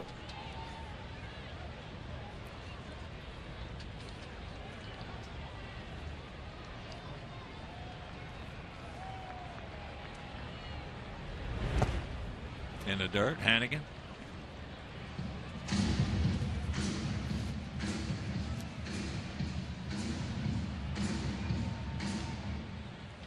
With runners in scoring position, Jose has been one of the best in baseball, hitting .362. That's a number that'll put a smile on your manager's face.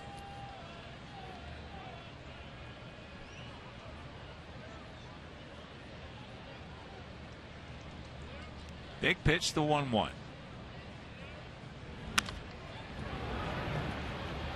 Shaw will take it himself.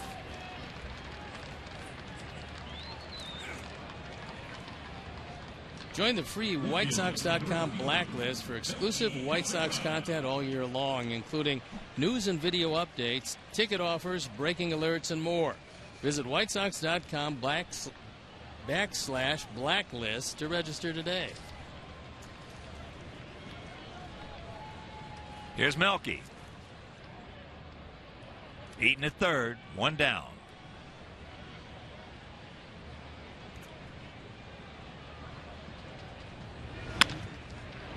Infield was back, so he'll score. Ball was hit sharply, and it's a 5-2 ball game. RBI for Melky, number 60.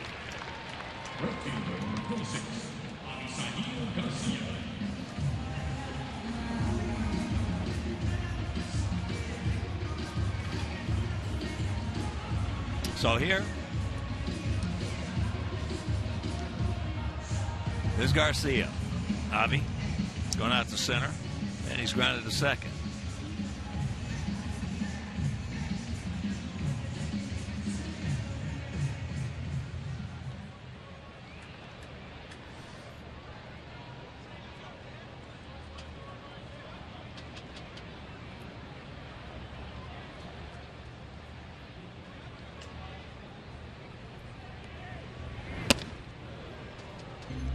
That's up and in.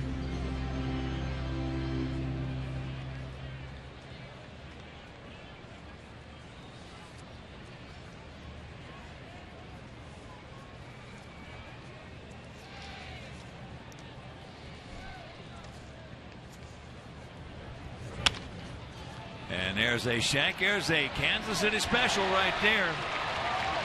He's going to make the turn. A good throw is going to get him. Safe. Now he's out. Now he's out.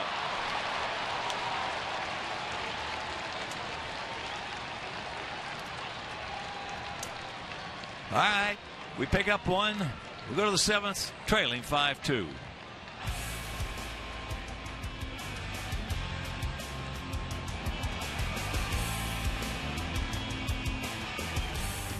Wait and see as they are waiting.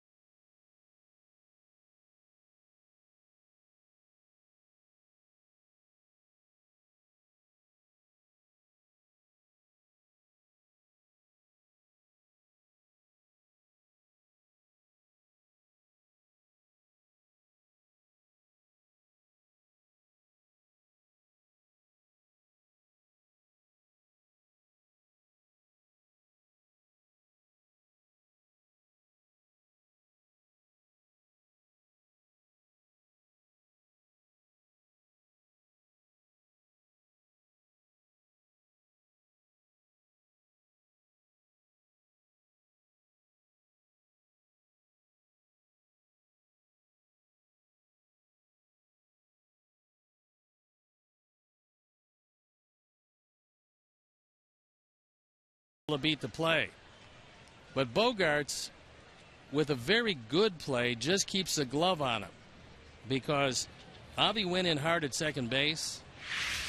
I think Bogaerts thought it'd be very difficult for him to hold the bag. He couldn't, and because he held the glove on him, he's taken out of the inning.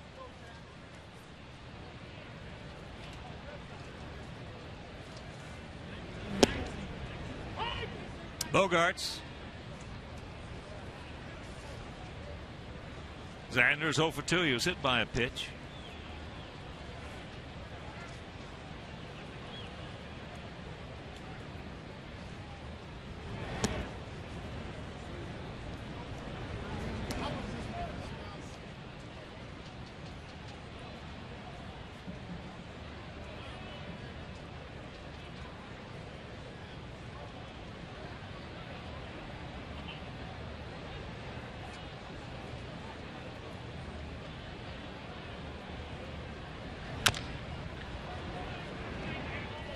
Yeah, it's chopped down, so 1-2 the count. The 22-year-old shortstop.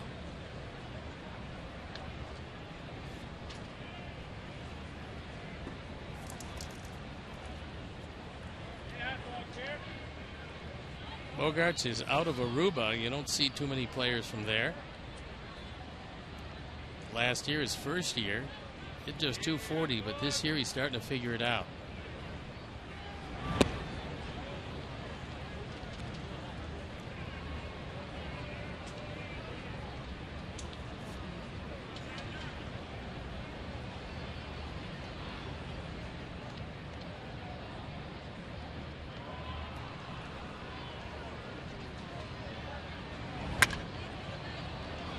That's into right field. That's a can of corn for Avi.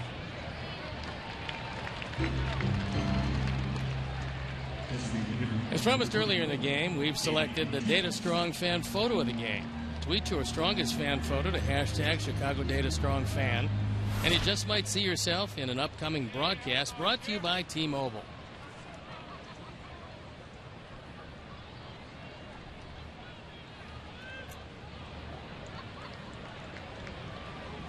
There's David. He is 0 for 3. Popped up to third, line to third, and he just missed one. Back in the 5th inning. High towering drive to right. Takes a breaking ball strike.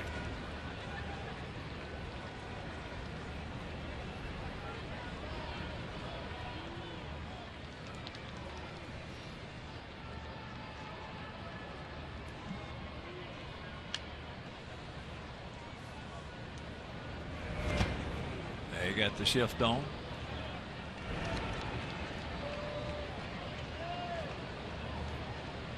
Sanchez way back out there. When the year started, Poppy was having a hard time. It looked like he had finally slowed down, but he makes very few concessions to Father Time, as he's still swinging it pretty well.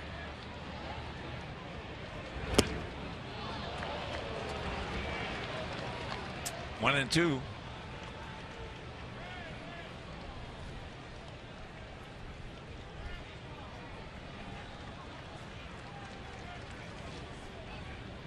Big Poppy, one of the members of the best 1-2 punch I've ever seen in baseball. David Ortiz and Manny Ramirez says he gone. Those guys for a few years just absolutely got it done. And I'm talking about in the 7th, 8th, and 9th innings against good relief pitching.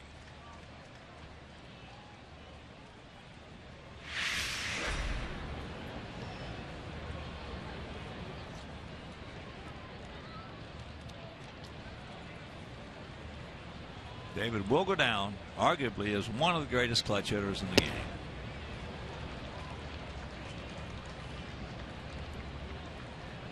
Never forget when Minnesota let him go back after the 2002 season. It made every member of the White Sox extremely happy. He just wasn't their type of player, and they had a specific type of player. But you would think with the numbers that he was capable of putting up, they would have found a spot for him. They wanted him to be in Minnesota an opposite field hitter. And all he did was go to Boston. He hit 31 homers, 41 homers, 47 homers, 54 homers, 35 homers. He was hurt a little bit. 32, 29. The oddity was he is an opposite field hitter. I mean, he can hit the ball over the green monster just as easily as he can pull it out. In fact, many times easier than he can hit it out and pull it.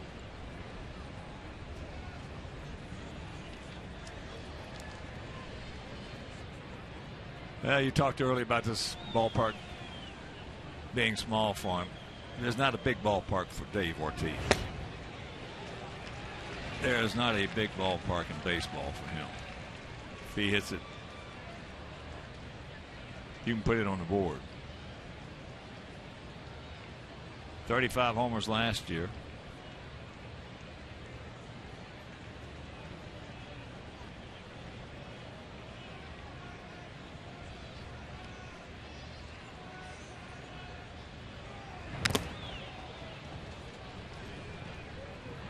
Shaw, 0 for 3.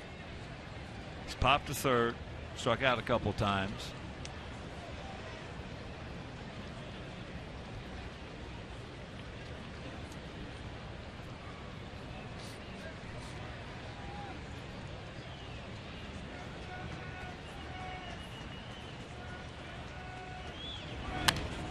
Good rip at that one. Made a good pass, but underneath it. If you're just joining us, we scored 1 in the first, opposite field homer by Abreu. Top of the second, a 3-run homer by Castillo.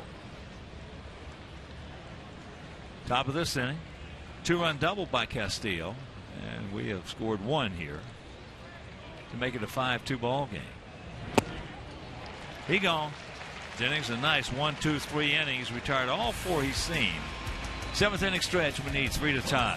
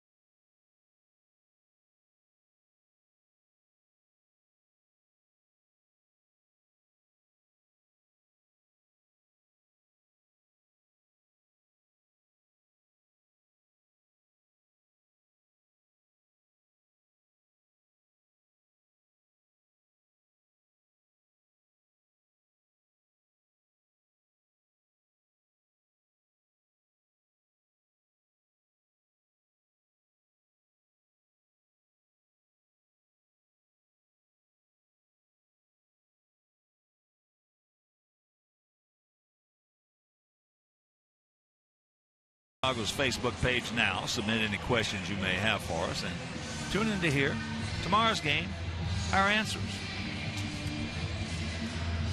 We need some runs. We trail at 5-2 here. Bottom of the 7th inning. LaRoche, Ramirez, and Sanchez.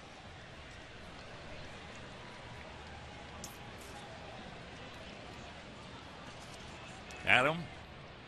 He fouled out to Sandoval, who made really just a beautiful catch over by the tarp. And there's a pitch off the plate called a strike. He also has grounded out to Shaw at first base.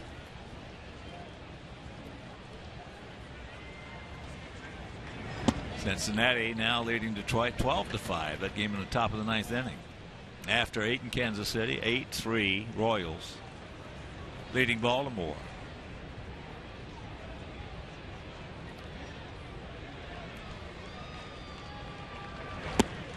That's low. Bottom of the ninth in Miami, 5-1 Pittsburgh. They're just getting underway. Oakland at Seattle. Top of the second in Arizona. No score as they host the Cardinals.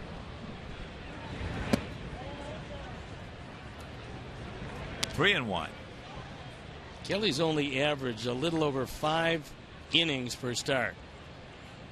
And right now he's in the 7th. So I would assume they'd have a very close look at him. Another pitch that was not a strike is called one. So full count. He has not thrown a strike in this sequence, and it's a full count.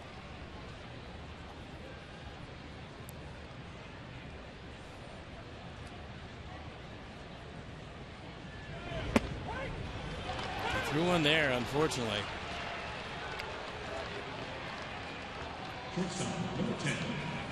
The first pitch of the at-bat, he went to the straight chain. Hannigan called for it, and Kelly was able to put it in the zone right at the knees. That's a tough at-bat when you go up there. You got 2 strikes without a ball in the zone. And you got a 3-2 count. He only throws 1 strike, and it's on 3-2. And you haven't swung the bat yet. So here is Alexei. A walk and a double. That doesn't happen very often. But the way Adams' year has gone, it's happened to him more than once. And I mean in the last couple of weeks.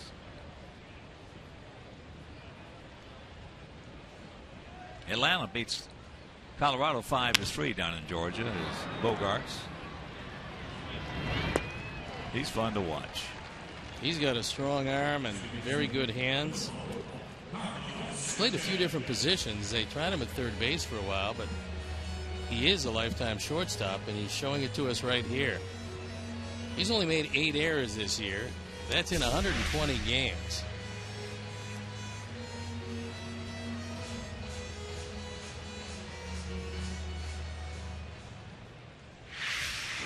Here's Carlos.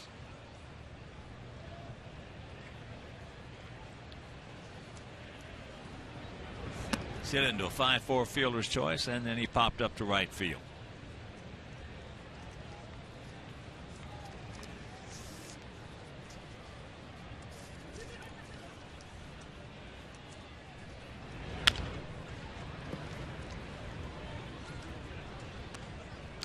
Carlos is Spider-Man tonight.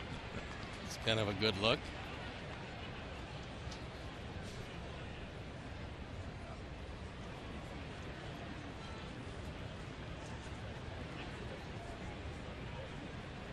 Five 8-0 for Boston, 2-4-0 for our Sox.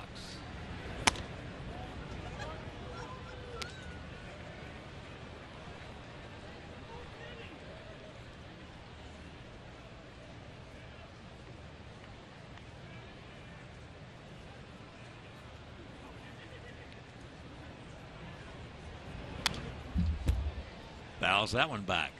That one at 96, so he's still pumping it. Seen him, if you're just joining us, up to 97. Only saw it one time.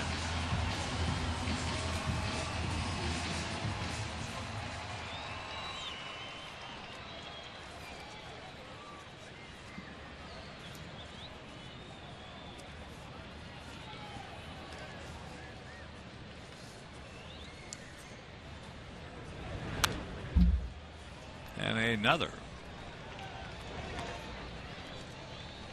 foul ball. We haven't seen any fall off in velocity so far from Joe Kelly.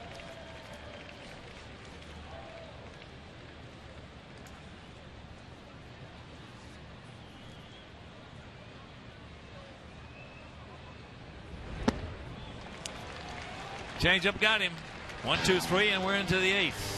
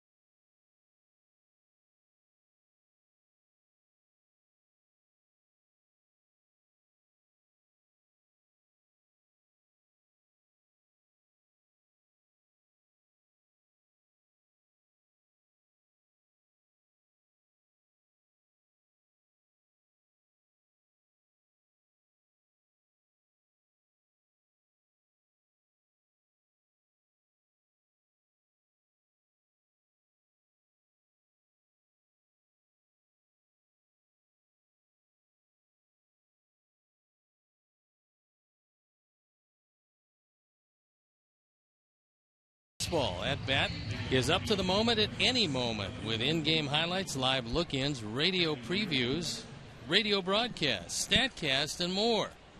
Get MLB.com at bat for your smartphone or tablet.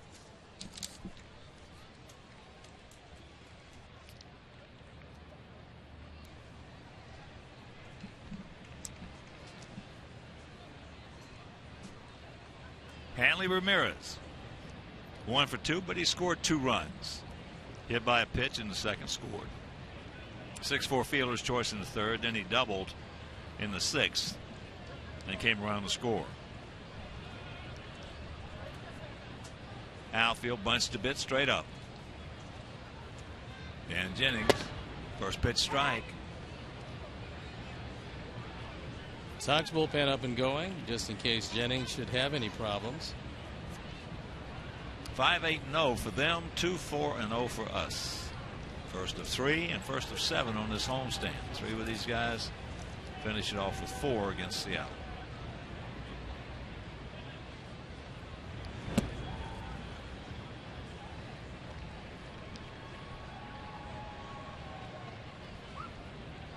It's Matt Albers loosening up. He threw the ball very well in Seattle.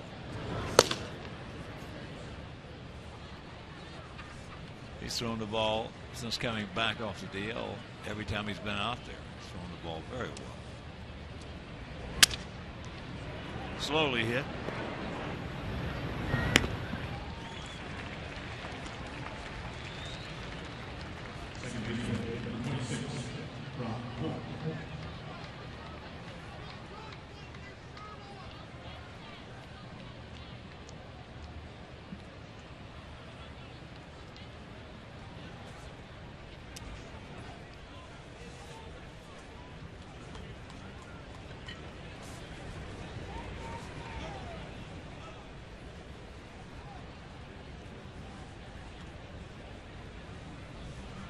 Brock Holt.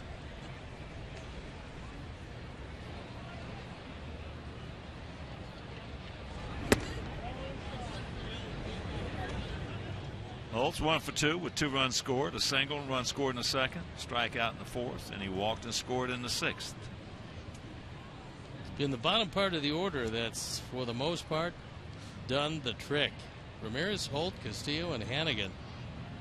Only one other hit at the top part of the order, so the bottom 4 have produced all 5 runs. One guy's driven in all 5. Castillo, 3-run homer and a 2-run double.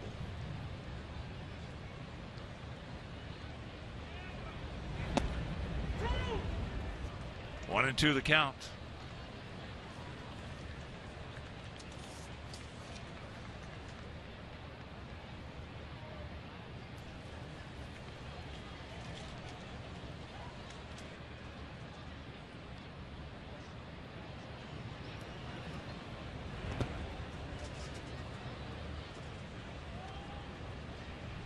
Two and 2. And once again, make your plans to be with us tomorrow night. Game 2 of this series. Jose Quintana against Wade Miley. 2 left-handers. Can't. The game will be right back here on Comcast Sportsnet.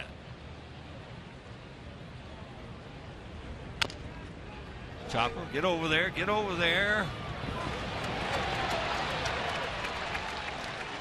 That'll be a base hit.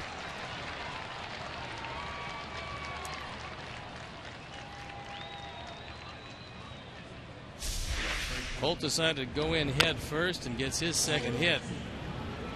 And Jennings hustled over there, but unfortunately, when you fall off the mound to the third base side, it's really difficult. And that time, Adam bobbled the ball a bit, and that's all it took.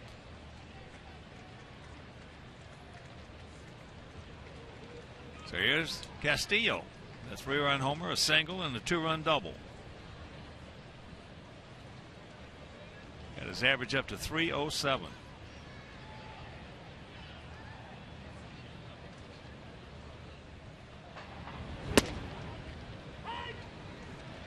Takes first pitch fastball strike.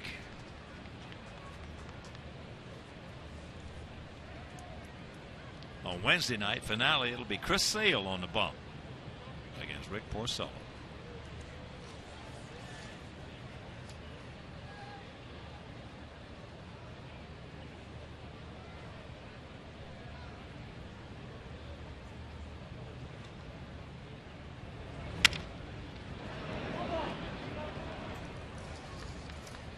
Just like we promised you earlier in the game, it's Miller time, brought to you by Miller Lite, and here's our Miller moments. The first coming in the second inning. This is a 3-run homer. At the time, it made it a 3-1 game. And that is a double high off the wall. And at that point, it made it a 5-1 game. As Castillo gets gunned down at third base. Short lead by Brock Holt.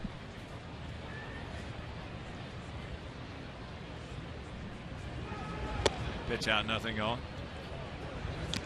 And that Wednesday game with Chris Sale out there. Chris, who leads the major leagues with 222 strikeouts, is on pace to record a franchise record 300. He's averaging 12.16 strikeouts per 9 innings. Last 2 starts, a total of 14 innings. And he's got 29 strikeouts in those 14.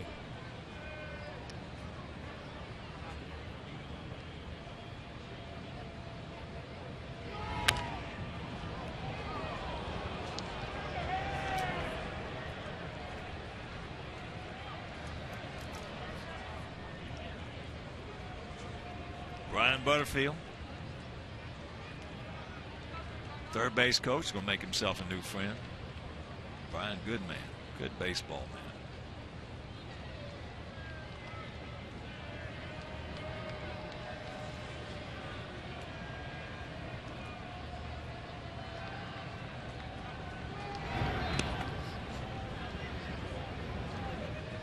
Arnie Biella, the first base coach.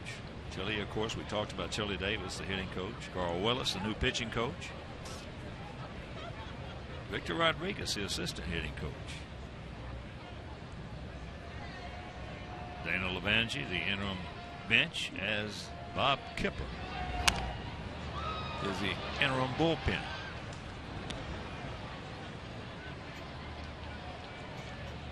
Of course, Troy Lavulo taking over for Farrell. Torrey's the traveling man. Last 7 years of his career, he played with 7 different teams.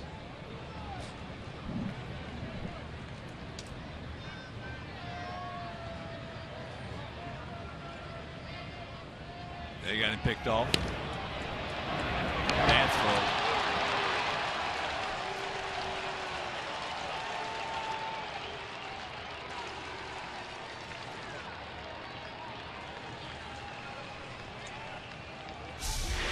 That'll be a 7th stolen base. And this one well wide of the bag.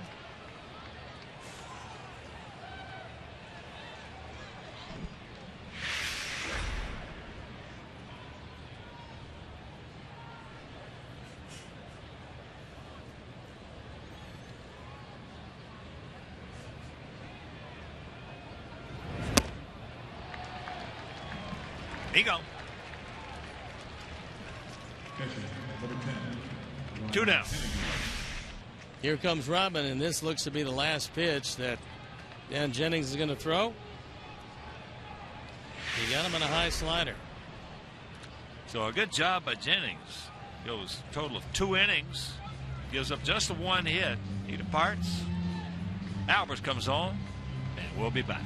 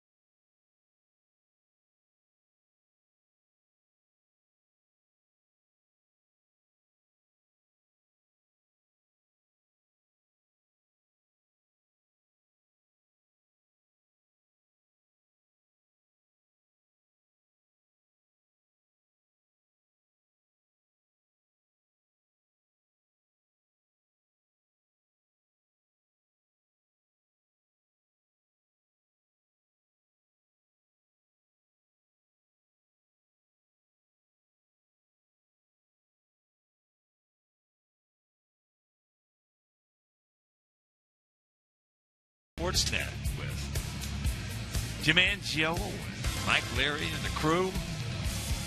Working on some good stuff for you. Got a lot of good things going on this week here at the ballpark. So make your plans to come out. And make no mistake about it, if there's any hope going forward, this is a big week for us. Our Honda call to the pen is Matt Alberts as he inherits a runner at second base and 2 outs. On for the 17th time, 2-0, and ERA just below 2. Here's Ryan Hannigan. He's 2 for 3 with 2 bullets. 1 to right and 1 right back through the middle.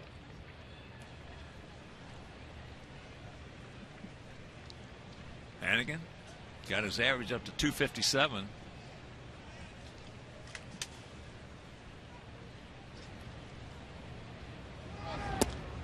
Watching him hit in batting practice tonight, he was just hitting line shots all over the place.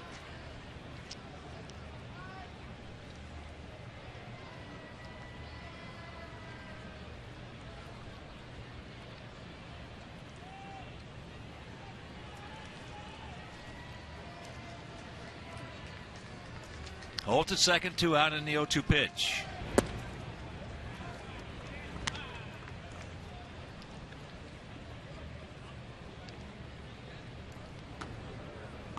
Robbie Ross loosening in the pen. Bring him on. I don't care who it is. Get Joe Kelly out of there. Kelly has really been good. When you take a look at the overall year, the 5.37 ERA, 119 hits and 105 2/3. You would have to say this by far is one of his best performances.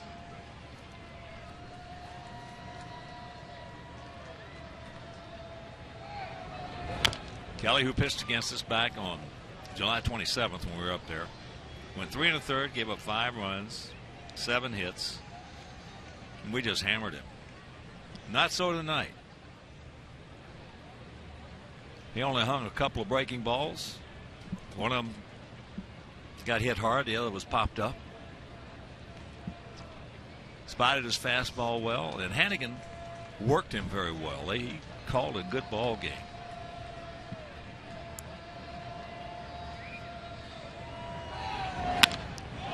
And that ball hit hard, but we got a man there. Hang with him, Ryan. And we'll go to the bottom of the 8th.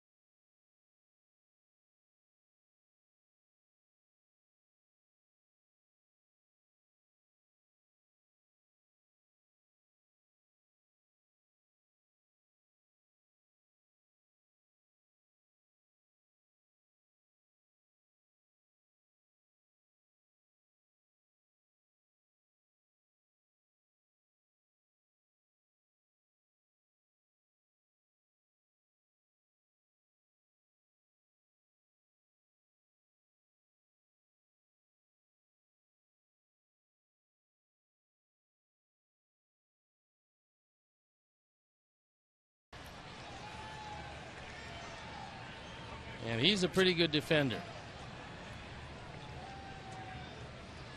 Jackie Bradley has been swinging that bat like a crazy man lately.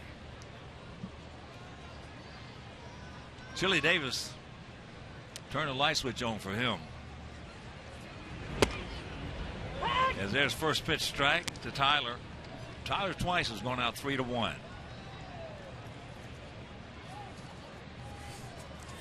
Five 9-0 for the bad guys, 2-4-0 for our guys.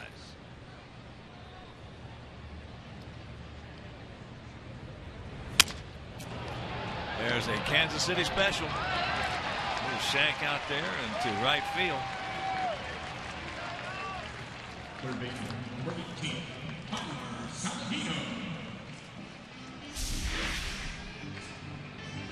This one cracks the bat, but Tyler able to dump it into right field, so the leadoff man aboard. Come on, Tyler. Let's keep this thing going. Let's hit for a while. Tyler's grounded to Pablo. And he is grounded to Bogarts.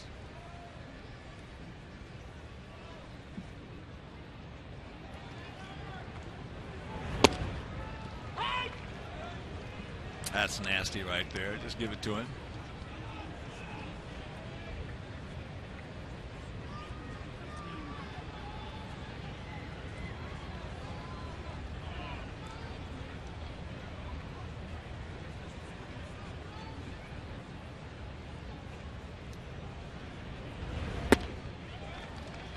And the count 0-2.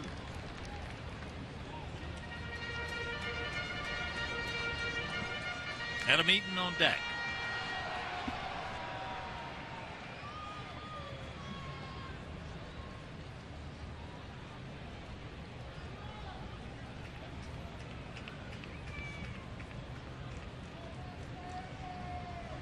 Very short lead by Tyler at first base. That was a good stop by Hannigan.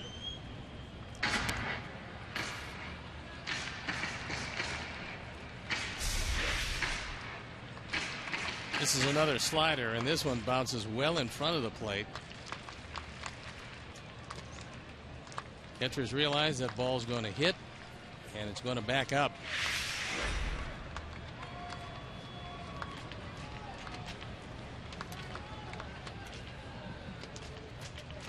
Castillo way over towards the line in right field.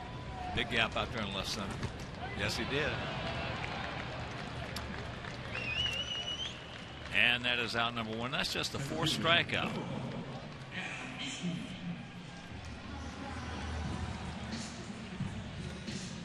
For Kelly, man, here's Adam. Adam is 1 for 3. He doubled over the head of Mookie Betts. And that's going to be it, I believe, for Kelly. As Lovulo comes out, he probably believes that 103 pitches and one of the longest efforts of the year, that Kelly has certainly done his job to get it where it is. And he makes a call to the pen. So Joe Kelly will come walking out. And we'll step out. Be back after these messages.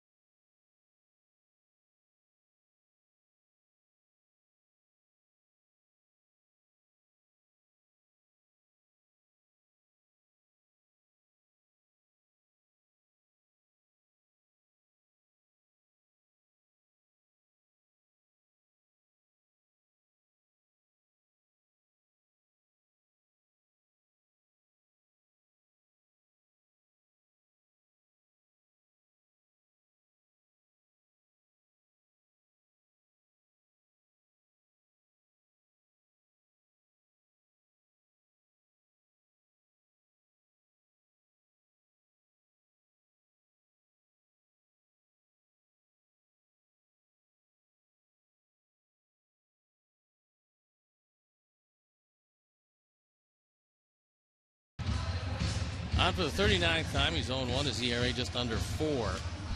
Left-handers hitting just .224, and that's how he'll face Adam Eaton. So Ross, probably his best pitch is a cutter, and it's usually a pretty good one.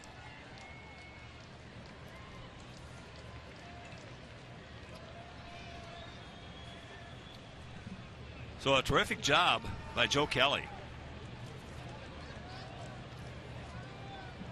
He, for the most part, just dominated our guys. That opposite field home run by Abreu in the first inning. We picked up another one in the 6th. We only stranded 2 guys in this game. That young man right there did himself proud tonight. Got a chance to be 5-0 in August.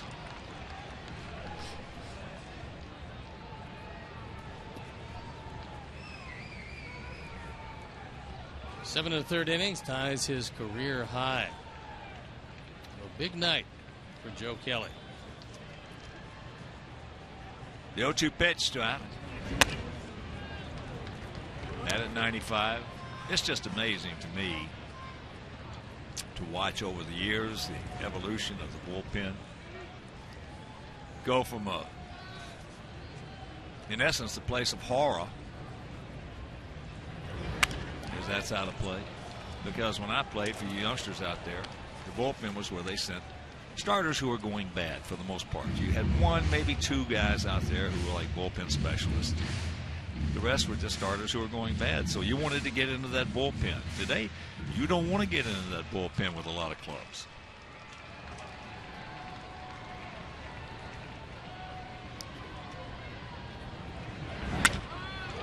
That's going foul. Adam hit that ball hard, but unfortunately sliced it well foul. And back in those days, bullpen guys did not make hardly any money. They were some of the lowest paid guys on the club.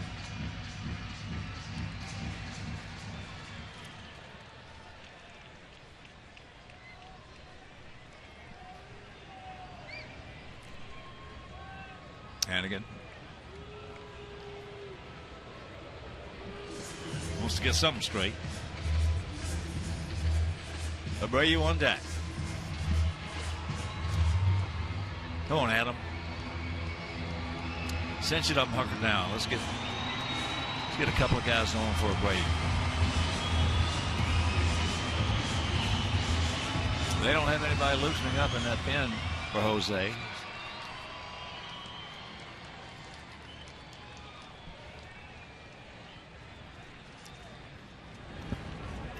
Pass low. Work him out.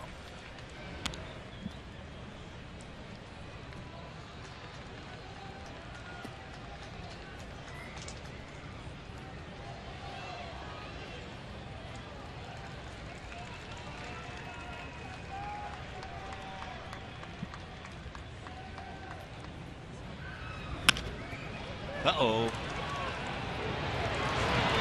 Back him up. Made a good pitch on him. And we'll go to the ninth.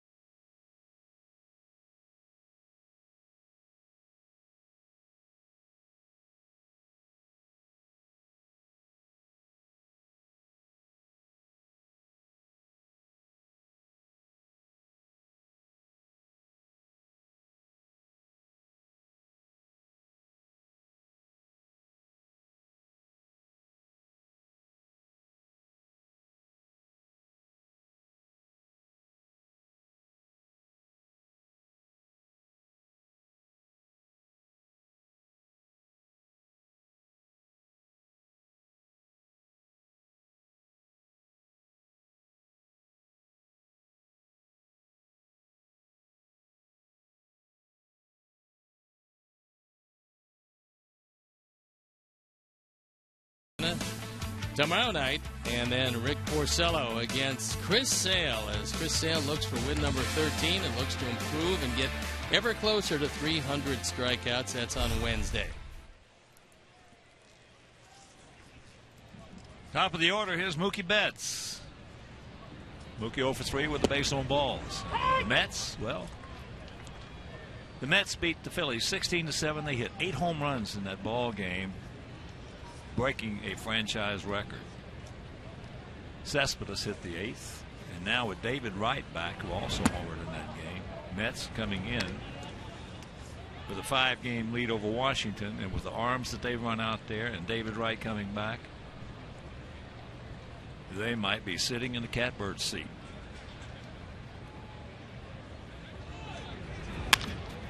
And that's in the hole. So good speed aboard.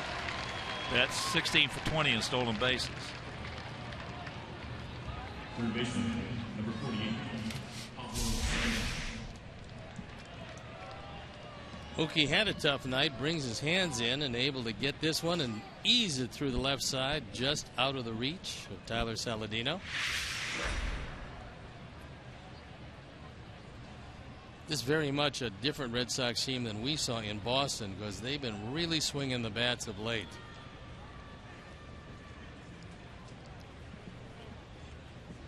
Here's Pablo. He's 1 for 4.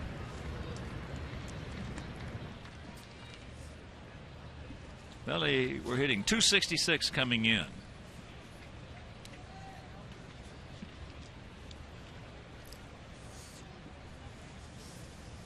Which put them 3rd in the American League.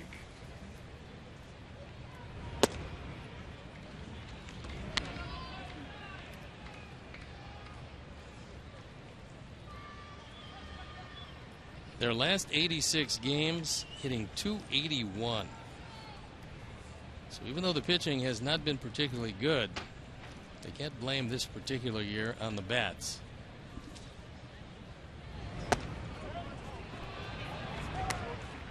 Could not check it up.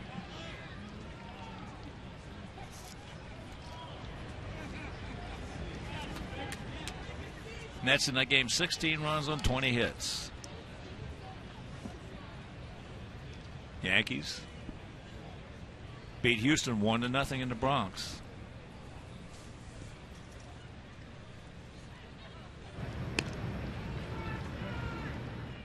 And that was a run in the bottom of the 9th inning.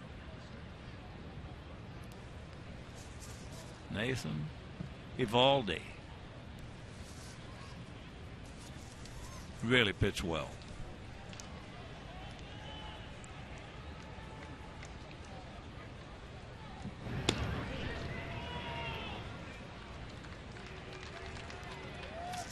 For the red-hot Toronto Blue Jays, Josh Donaldson and crew. Donaldson, 100 RBIs.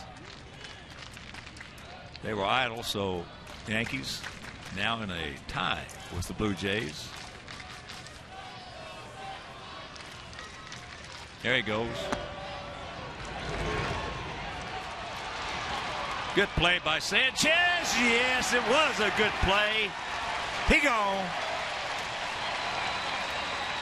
What a backup by Carlos. That's about as heads up as you'll see. Following a throw that got away, going to the third base side of second as it caroms off Betts and then hung him out to dry. There's really nothing he can do. Just a real good play by Carlos Sanchez. You can't figure that the ball's going to carom off Mookie Betts, but that's exactly what happened. So that should be a stolen base and put out 4-6.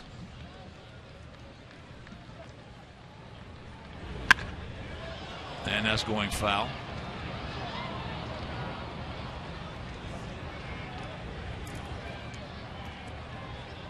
Sanchez just keeps getting better, better, better, and better. He's got a feeling for the game that you can't teach. You have it or you don't, and he's got it. I'm just happy to see, as I mentioned yesterday, guys coming up, our guys that we signed, we trained, we taught them. Yes, he gone. You got Sanchez, you got Saladino, you got Trace Thompson. That is really nice. Something we hadn't seen a lot of in a long time. So 2 down. That's 11 strikeouts for our guys tonight. Guys who have, there's Trace, have good baseball acumen.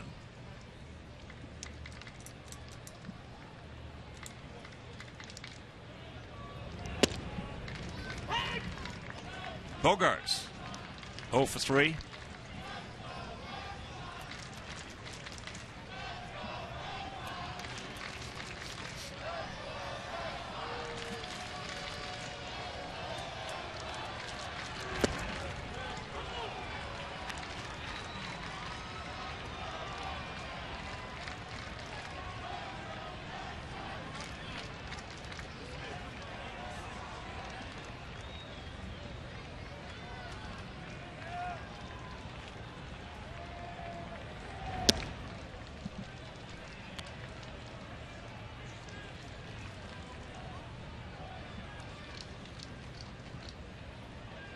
Good looking shortstops.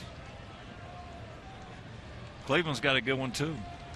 Francisco Lindor, that young man, can catch it and he can hit it.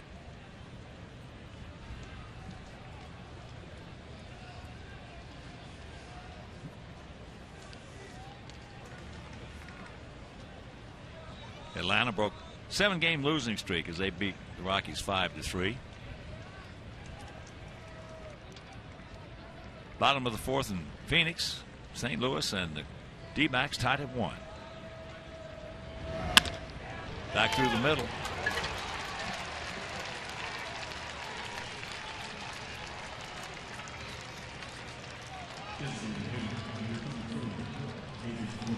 So that'll bring up Ortiz. Big Papi, 0 for 4 tonight.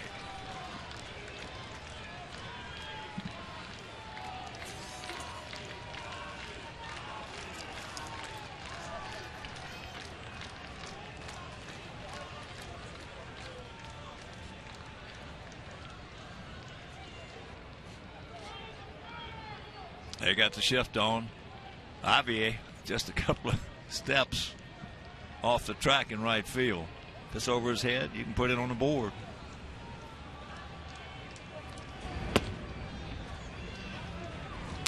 Takes it high and wide. I don't think it's getting over Javi's head. Not that far back. Well, if it does, as I said, you can put it on the board.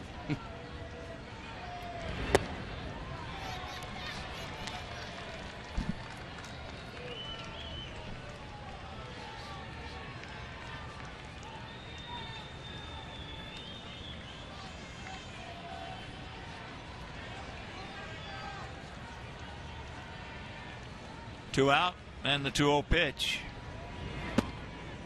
3-0. With Travis Shaw on deck.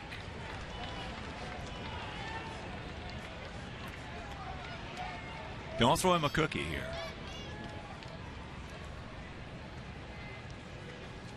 You're going to go 3-0, just go ahead and go ball 4. So the pitch around. And here comes Shaw. Travis 0 for 4.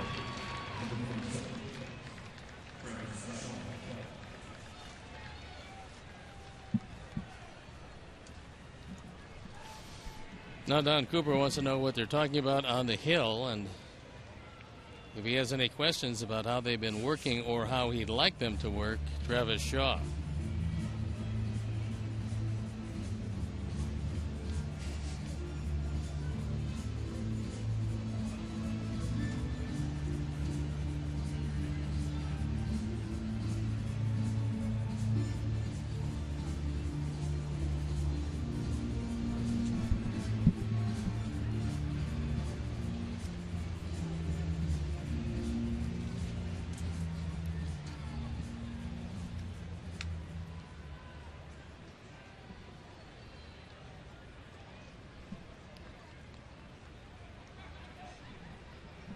As you see, he popped up to third. And then next 3 at bats punched out.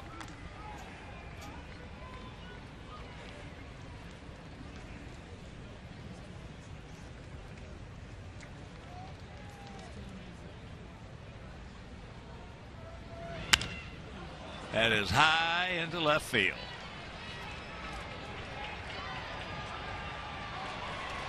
And Melky makes the play. That'll retire the side. We go to the bottom of the 9th. We got some woodwork to do.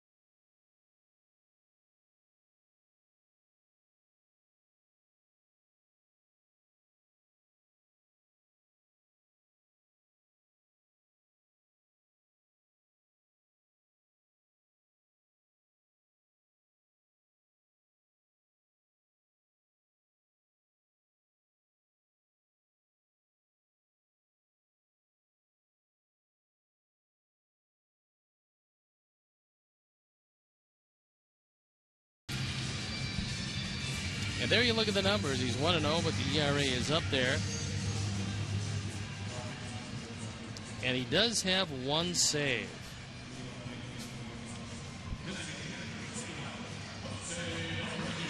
Control, however, has been a bit of a factor for him. So he inherits a 3-run lead. Trying to nail it down with the heart of the order due up against him.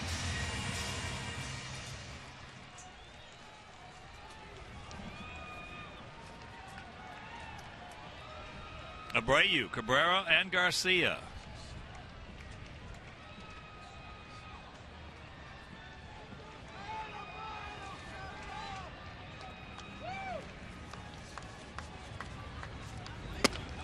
First pitch strike. Not easy if you have not been a closer. And Machi has had 8 save opportunities, only been successful 3 times in his career.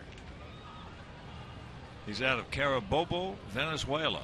They got him listed at 6 feet tall, 255 pounds, and there is a bullet for a base hit. Gets over the head of Jackie Bradley, so that'll be a double. Number 26. Let's do something here. Let's give him a thrill.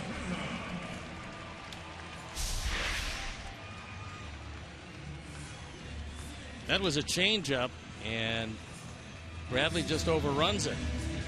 So a guy who is supposedly an exceptional center fielder has some problems in left with the first line drive hit to him.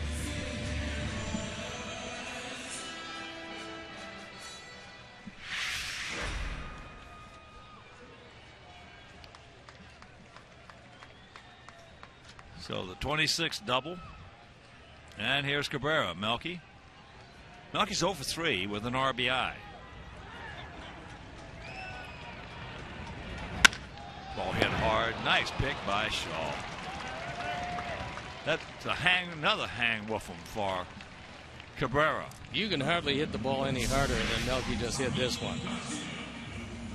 So Machi has come in and faced 2 hitters, and they've hit 2 rockets. Red Sox don't care much about Abreu heading over to third base. But that one could turn out to be a pretty big play. If he gets on, Javi's the tying run.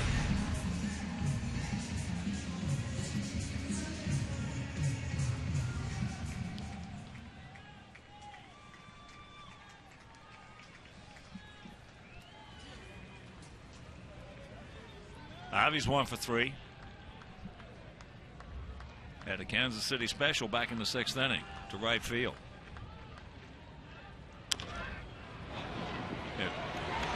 He's got to hurry. Pablo can't do it.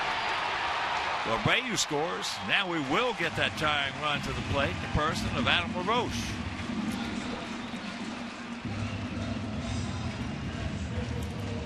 Second hit of the night and RBI number 47 as Avi just taps it to the left side. No chance at all for Sandoval.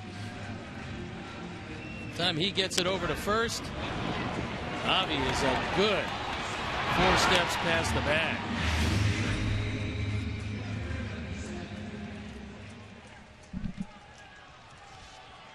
Adam is 0 for 3 tonight. He got us right back into that game yesterday with a long 2-run homer in Seattle.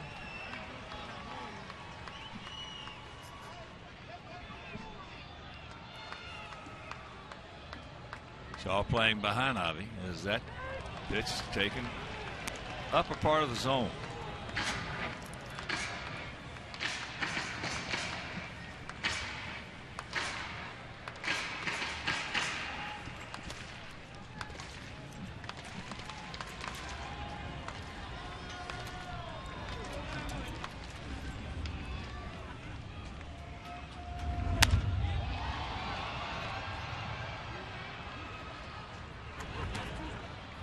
Adam, for the first time in a while, is getting in that being dangerous zone.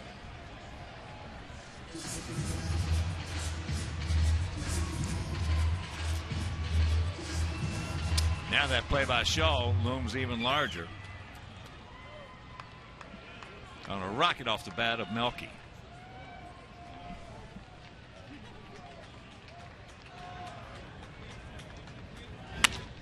And there's a base hit. So Ivey's going to make the turn. He'll go into third. And now that play by Shaw even bigger.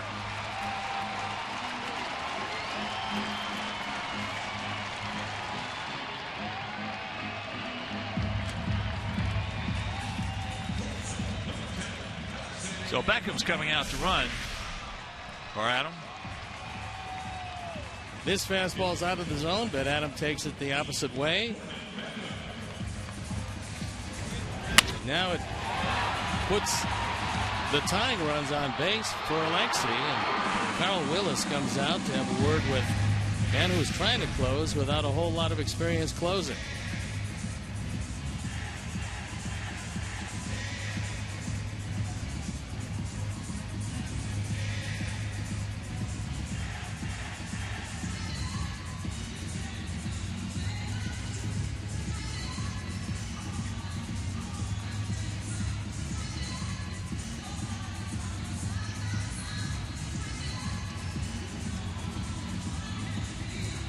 Doug Eddings wants to expedite matters.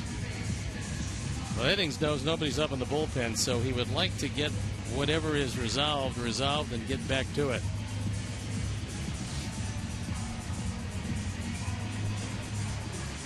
Which Carl Willis and the rest of those guys could care less.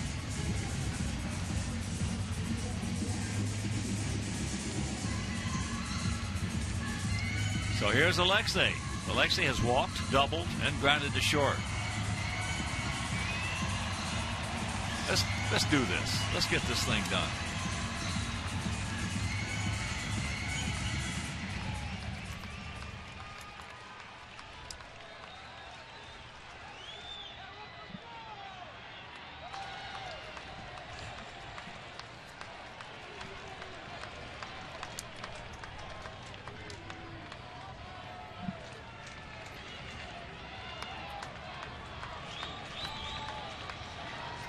So only men really meant to light him up, Alexi.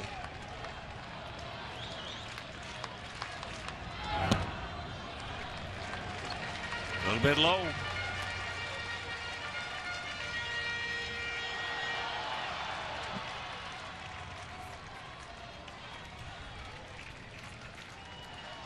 Now field straight up, spread out.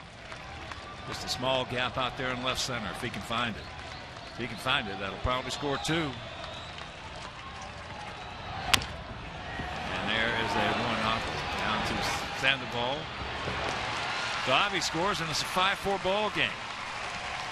Good hard slide at second base, as Gordon went in with everything that he had, and he made sure that Holt had no chance of getting this throw to first base. It would have been doubtful anyway. But here's how you go in hard at second base, and you make sure that there is no way in the world he's going to get a throw off. Good play by Gordon Beckham, and now it's a 1-run lead.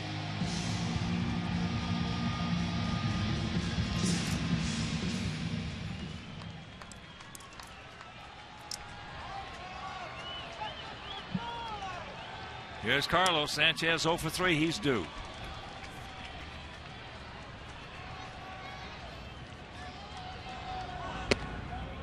Takes ball 1. Carlos, 3 homers, 24 knocked in.